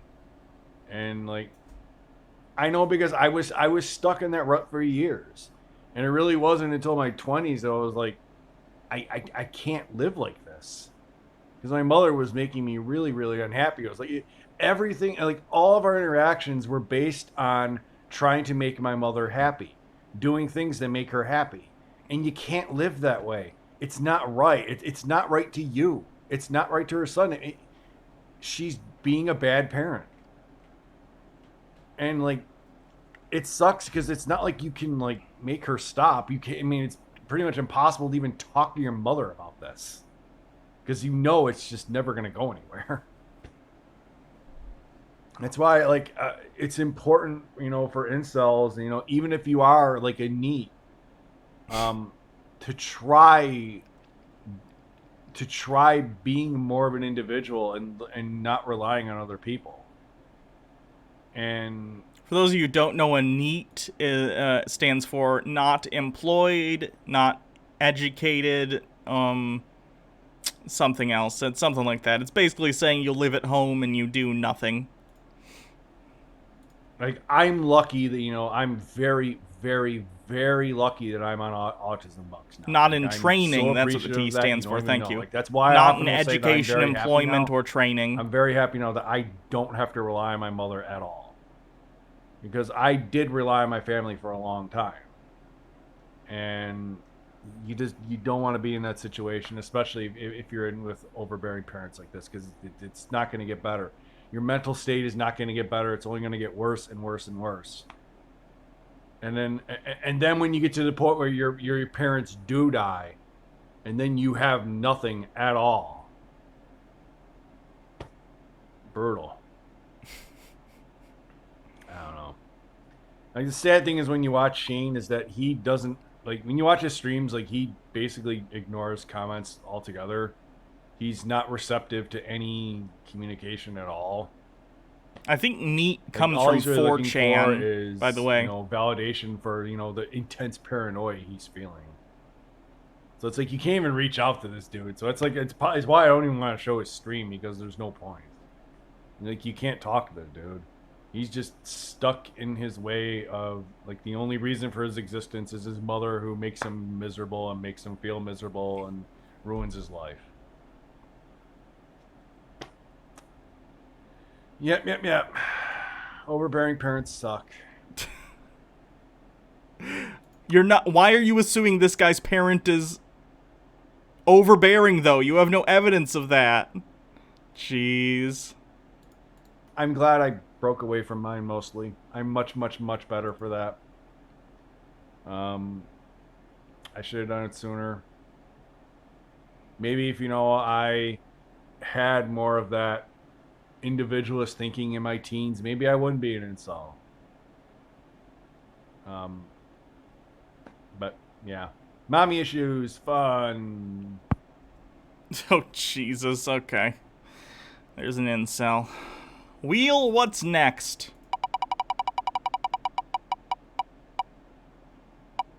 Uh-oh, cringe. You know what time it is? It's time for Pop Quiz Hot Shot. Now, in our last cringe stream, we watched the worst game show ever made, Pop Quiz Hot Shot, with the host, Doug Walker, the Nostalgia Critic. Now, believe it or not, that was the refined version. This pilot, which we're about to watch, was the initial version in which Brad Jones, the cinema snob, was the host instead.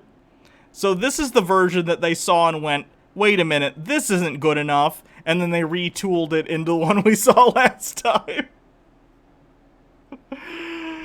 So, here we go. Bear in mind, again, let me reiterate, they raised $90,000 to make this show. Okay. Get set, go! Well, my job's done. I hit the on button. Alright, catch those fish, boys! I would ask if this is the cheap dollar store version of this game, but I can't honestly remember what the original version was called. Magnet fish. That's what it's called. Alright, now, just remember, this is Miss Stockholm's dinner for the night. Yeah, whenever you catch those fish, you gotta take them up back, you gotta de-head them, debone them, demagnetize them. It's gonna be quite delicious, actually.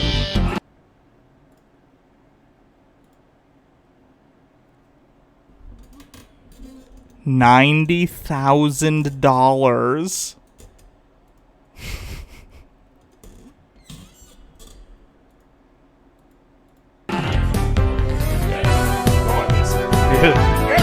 The Colonel and the General have money riding on this game, and both of them lost kind of big during the Super Bowl, so if you can help them out a little bit, that'd be fine. The sound mixing is so bad, and by the way, that's not just like my, computer or something screwing it up. The sound mixing is so bad in this, you can barely hear what the host is saying over the music. I like keeping a positive vibe in the torture dungeon. Little more fish, boy. 60 seconds feels like a long time when you're catching a bunch of plastic fish in plastic blue water. Oh no, you threw them back in. Well, that was the most humane thing to do. All right. Well, that's German. For Max is our winner. Take him over to the secret location. Don't shoot them yet, fellas. I'm Brad Jones. This is Pop Quiz Hot Shot. Brad Jones. My name is synonymous with nostalgia, but one thing has eluded me. The game show. I always wanted to try my hand at running the elusive prize, but when the powers that be refused, I had to take matters into my own hands. With the aid of my fellow partners in crime, General Anesthetic, and the lovely Miss Stockholm, I created my own glittering, prize-filled wonderland. Questions will be asked, contestants tortured for my amusement, but one thing this version also remains included the same. conceit that he was Here, kidnapping the 80s people and to be on the 90s game rule. show. Heads up, universe. This is Pop Quiz Hot Shot.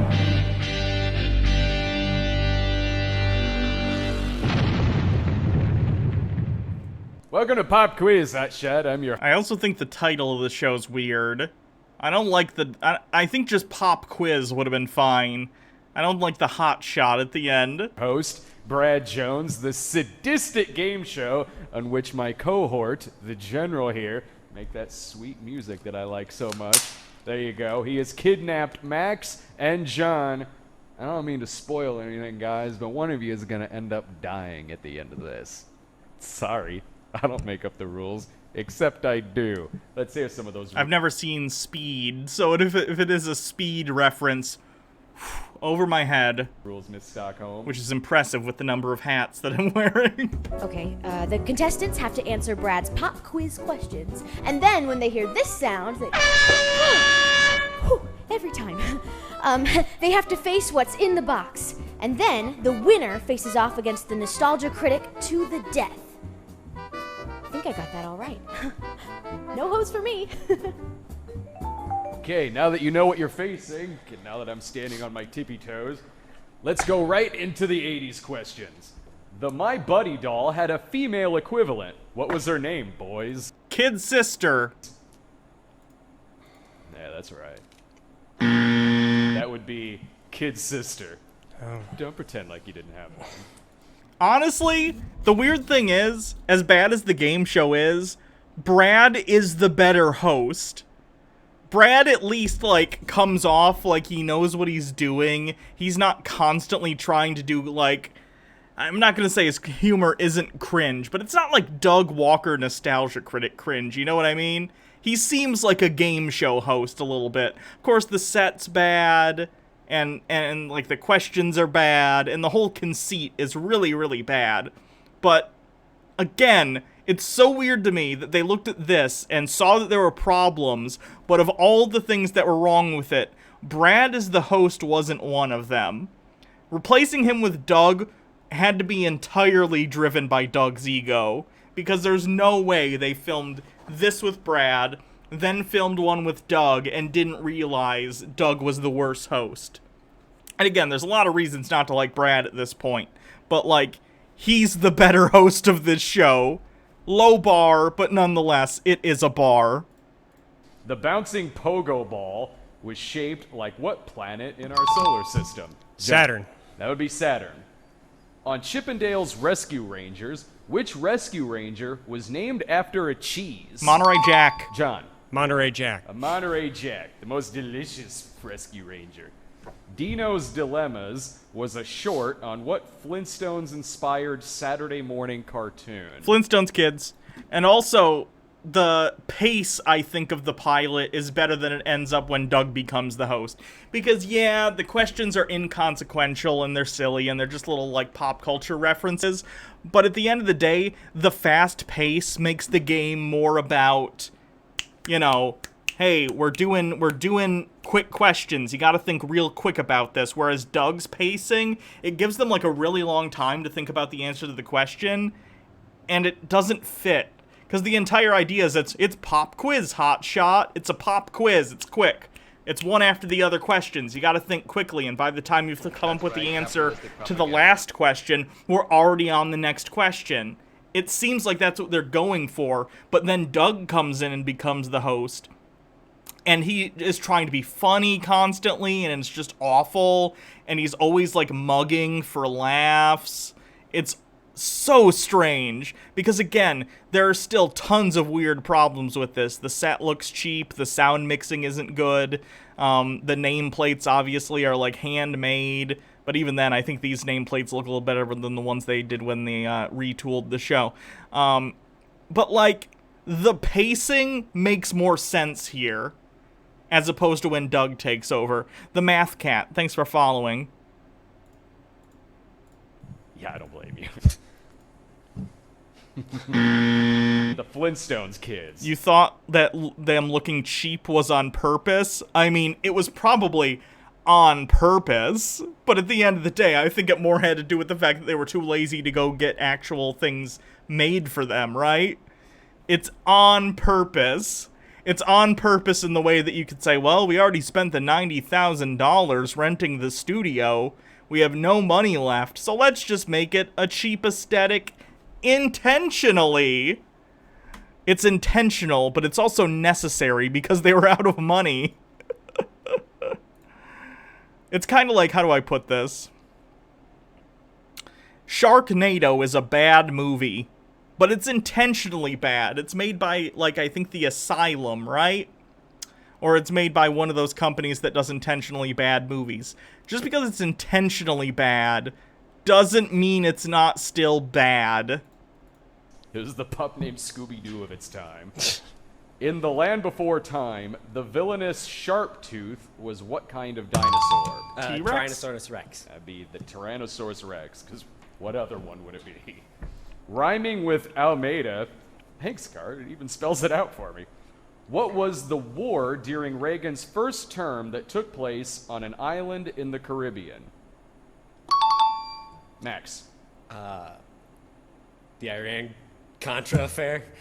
No, that was not a war. That was when that's when Reagan and Oliver North got caught selling weapons to Iranians in order to raise money for the Contras, a South American insurgent group that they were trying to fund to overthrow some government. And it was basically treason. Thanks, Reagan. Well, given that does rhyme with Almeida, the answer is no. No idea. That would be Grenada. Oh. You said Grenada, it Oh. would have so been wrong. Which lead actor from Knight Rider do Germans love? David Hasselhoff. John. David Hasselhoff. David Hasselhoff. The TV series Trapper John M.D. was a spiritual successor to which Robert Altman MASH. movie, and not the TV series the movie was based on. MASH. Not big Trapper John fans? The Trapper John fans out there are really disappointed. That would be MASH. Oh. In Oh. Whoops. Now I know. In Spaceballs, who plays Lone Star? No, I'm just asking. John. Oh my gosh. I can picture him. I don't know his name though. It's the guy who ends up being the president in Independence Day. I keep forgetting his name. Got it. I'm sorry. You want to take a go? I have no idea. That would be Bill Pullman. Bill Pullman. You were going to say Bill Paxton, weren't you? I was, actually. Like, and again, the show's still bad, but Brad has charisma, which Doug does not have. I can see Brad as kind of a game show host type. They could have reworked this and put more money into it and made it, like, watchable. True or false? Well, true or false?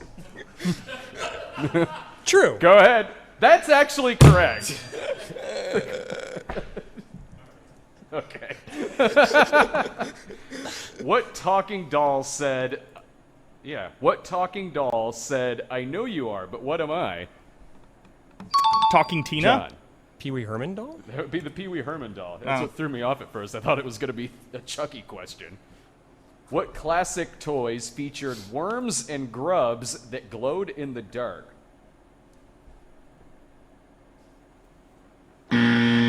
Glowworms. None of you had glowworms? Neither did I. In 1989, Bart Simpson became famous for telling viewers not... Do that again. In 1989, Bart Simpson became... Maybe edit that? Edit that part where he messes up the question? famous for telling viewers not to have a what? Cow. John. A cow. A cow. Immortalized in the movie E.T., what speaking electronic toy from Texas Instruments taught kids how to spell? Speak and spell? Speak and spell. That's right. And then the Atari E.T. game came out and made them dumb again. Thank you. Well, since you didn't push the button soon enough, Max, that means we gotta find out what's in that glorious box, Miss Stockholm. Answer every question like Optimus Prime. Oh, I saw that movie. Back when I was able to see movies. Alright, so you understand the rules? Perfect Optimus Prime impression. Thank you. I'm sorry, Max had to take a break and go to a con for 5 minutes. Alright, now on with the questions. In Captain N the Game Master, who is the main villain? Master Brain? Mother Brain. Mother Brain. Thank you. We also would accepted the writers. Which Saturday morning cartoon followed the young adventures of Fred, Daphne, Velma, A pup Shaggy, named and Scooby-Doo. Snoopy? A pup named Scooby-Doo. He only knows that because I referenced that earlier. What are the odds? Which TV show's finale in 1983 still holds the record for the most watched episode MASH. of TV in history? MASH. John. MASH. You had two questions had the answer MASH in the same episode. That's weird. It's not the second MASH question in here, General. Are you trying to tell me something? You want to watch MASH later? We'll watch MASH later. True or false? You want me to read the rest of the question first? Yes, please. Larry King had a cameo in the film Ghostbusters. True. John. True. True. He says something along the lines of, "How is Elvis, and have you seen him lately?" What did the license plate on the DeLorean in Back to the Future spell out? Out of time. Oh. It wasn't Sexy Time 1. That would be Out of Time. Out of time. In Return of the Jedi, how long did C-3PO say the victims of the Sarlacc pit would be digested for? John. 1,000 years. Judges? A millennium? Yeah, that was my problem. Alright, yeah, it was a yes. Over 1,000 years. In which Fox TV show did Johnny Depp play an undercover cop? 21 Jump Street. John. 21 Jump Street. 21 Jump Street. And also Mordecai the series. In the show Banana Man. We'll change soon. I know this is dull. Compared to the Doug one. Did Eric Wimp have to eat in order to become Banana Man? A banana? Yes. It was a banana. I don't even know if that show's real, but it was an easy question. Sesame Street composer Joe Raposo also wrote the theme song to which sitcom featuring John Ritter and Don Knotts? Three's Company. John. Three's Company? Three's Company. Like, come and knock on our door. Come and knock on our door. Company or Three's a Crowd? I don't know. Remote Control was the first game show on what music network? MTV. John. MTV. MTV. Glad you said that before me. What is the name of Garfield the Cat's owner? John Arbuckle. John. John. Yes? Yes. I'm not going to continue on with that joke. That'd be stupid. In what TV series did Michael Landon play an angel sent down to Earth to help people? John. Stairway to Heaven.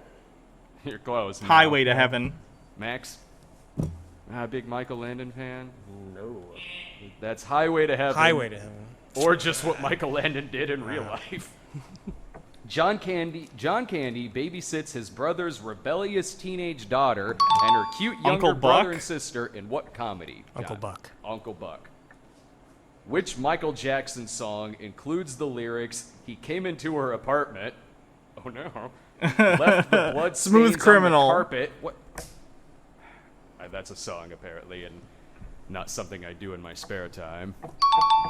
Smooth Criminal. Well, yeah, that's exactly right. It's Okay, that's enough of this. Jesus Christ.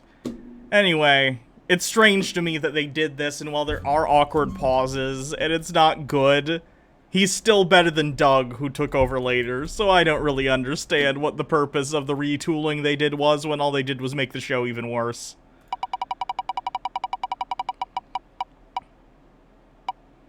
God, I don't want to do incels again.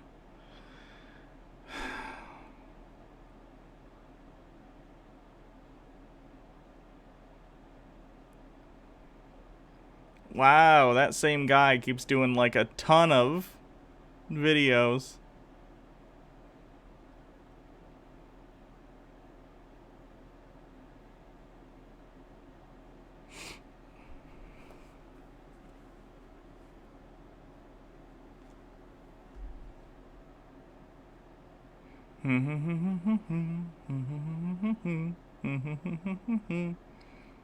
Ew, incel catfishing girls. Incel support, what's up? It's your boy Rico. That's my real name. Y'all can call me Rico in the comment section. Don't forget to keep the donations coming. Also, you can follow me on Incel Support on Instagram. So, I did a video with my dude, shout out to you, Solo TV 80, I think 84. And the topic of discussion was this catfish. I think, you know, the TV show Catfish itself. And I think this was like the season finale, which is what made me think it was fake, because, you know, like a lot of incel guys use I forgot the name, VPN. It was a virtual something network. Virtual private network. I think it's called a VPN, where you can actually search the internet in secret. Okay, and something like I think Leapfrog or DuckDuckGo might be a version of it. You can get on DuckDuckGo and you can search the web, in secret, and they can't really track DuckDuckGo is not a VPN. It's just a search. Oh God, why am I not thinking of the word? I'm blanking. Brain fart. It's a search engine that doesn't track you like Google does. That's not a VPN. So a lot of these incel dudes, when they do catfishing, they'll use a virtual private network to search the web and stalk people and shit like that. And catfishing is almost like legally connected to like stalking, theft by deception, all these sexual, even like porn revenge. All that shit is connected to like. I mean, if you get and solicit pictures from them under false pretenses, then yes. You know, to this, also catfishing in general is a really messed up thing to do, and you just shouldn't do it. Catfishing situation. I'm telling you guys, don't let none of these incel channels talk you into stalking somebody, using a VPN to catfish somebody. Oh, good. At least he's not pro catfish. That's good. I'm telling you, women have the upper hand in this regard. In several videos, I've made the claim on the battleground for women is the internet. That is their playing ground. That's their stumping ground. Women have the upper hand online. Disagree? I see women getting harassed quite often on the internet, whether they be cis or trans. Like, what are you talking about? Okay, it even crosses into online bullying. The reason this is, passionate for me is because I've done federal time and I've been in jail, or prison rather, with dudes who had to become PCs. Okay, the PCs are the protective custody dudes. Because once you bring your paperwork to the yard, now guys don't understand prison talk. There's a term called your paperwork. Your paperwork is actually a list of all of your charges, what you've been charged with. If they see harassment, anything to do with women is considered, a no-no in prison. You will get your ass booked. Okay. And what does book mean? Book mean they'll take a razor blade or a shank and they'll just slice your face up. Yeah, I'm not a fan of, like, prisoner-on-prisoner violence, whether it's actual, like, physical assault or if it's something like sexual assault, any of those things. Bad. I'm not one of these people who looks at people who go to prison and goes, ho, just wait until they get into prison, and then makes an awful, like, sexual assault joke or whatever. But the reasoning that some prisoners probably find it more objectionable to commit a crime against, like, a woman if you're a man is most likely because, on average, men are physically more imposing than women. Again, I'm speaking on average. It doesn't speak to the individual level.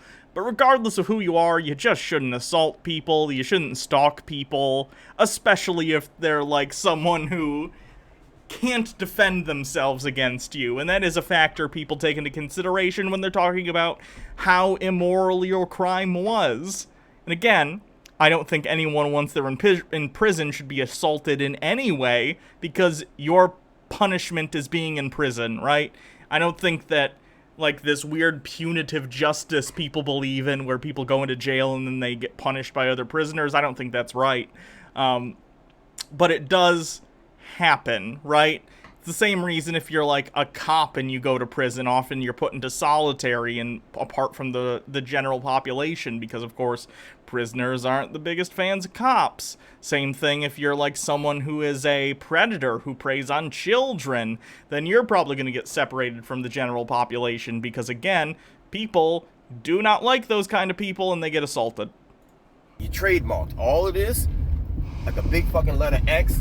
Like the fucking Joker, that big ass smile on your face that rip your fucking mouth clean open and trademark you. So you would have to go to PC and pack that shit up. Because once they read your paperwork, they're gonna ask you when you first come to jail, what you consider yourself. You consider yourself white, black, Puerto Rican. They're gonna ask you race first. And after they're gonna ask you race, they're gonna say, well, okay, you going general population or you gonna you want to pack it up, which means basically, are you going to protective custody? Most perverts, peeping toms, incels, you better pick protective custody. Why are you grouping in incels with actual, like, felons who are committing crimes against other people? Look, I don't like incels, people at least who self-describe as incels, specifically because they have sort of a warped view of reality, an incredibly pessimistic, anti-humanistic view of reality where they think that everyone is, like, incredibly shallow and doesn't like certain people because of the way they look and it has nothing to do with their personality. But there's no reason to group them in with actual felons who have hurt people. If you think that someone who is an incel is automatically on par with someone who commits assault or stalks another individual, then you have a very low opinion of people who self-describe as incels. Even lower than mine, and to be honest, my opinion's already pretty friggin' low. I'm telling you, you're not gonna make it in the general population. You better watch some of these fucking jail videos, bro. Would save me.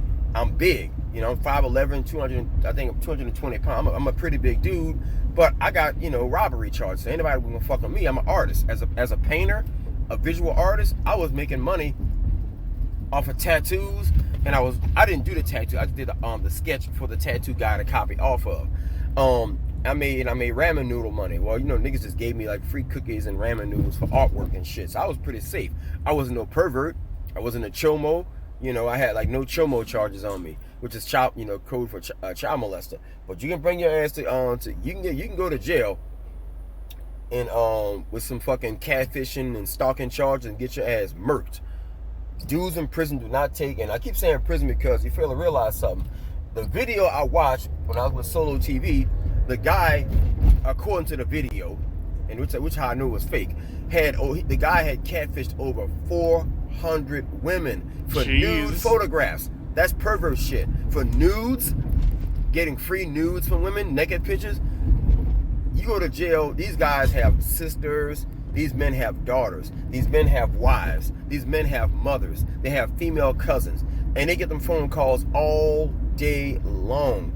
Can you imagine having a big old 6'8" nigga getting a phone call from a girl, one of his cousins, one of his sisters saying, man, I really wish you was here. This horny motherfucker, he tricked me into sending him some naked pictures. Man, that dude would have a fueling rage in his body, bro, to tear your ass in half.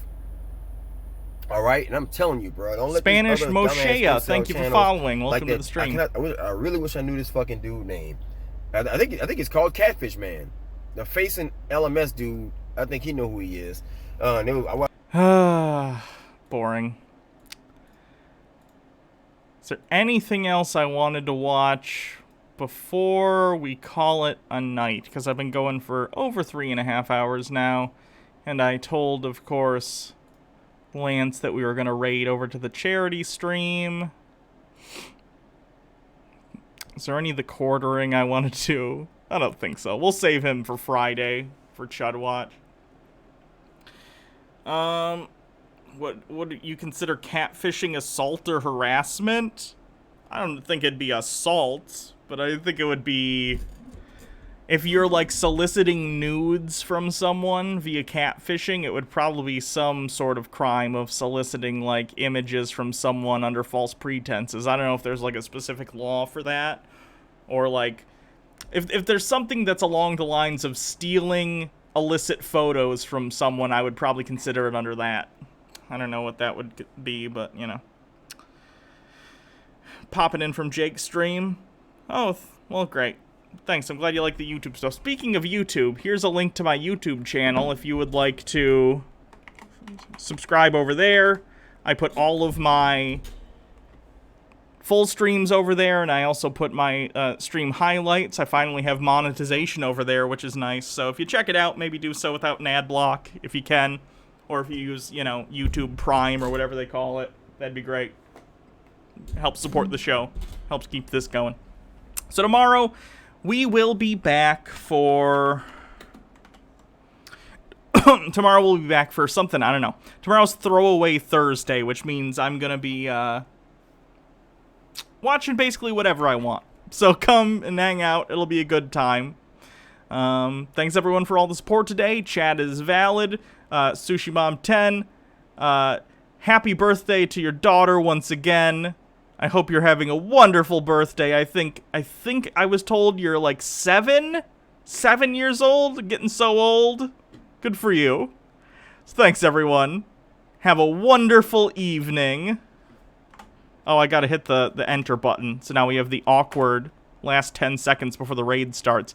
Yeah, Lance from the Surfs says, hey, raid over to this channel because they're doing a charity thing. So go support this charity thing they're doing. I think it has to do with a strike fund. So go support labor, friendos. Have a wonderful evening. Chat is valid.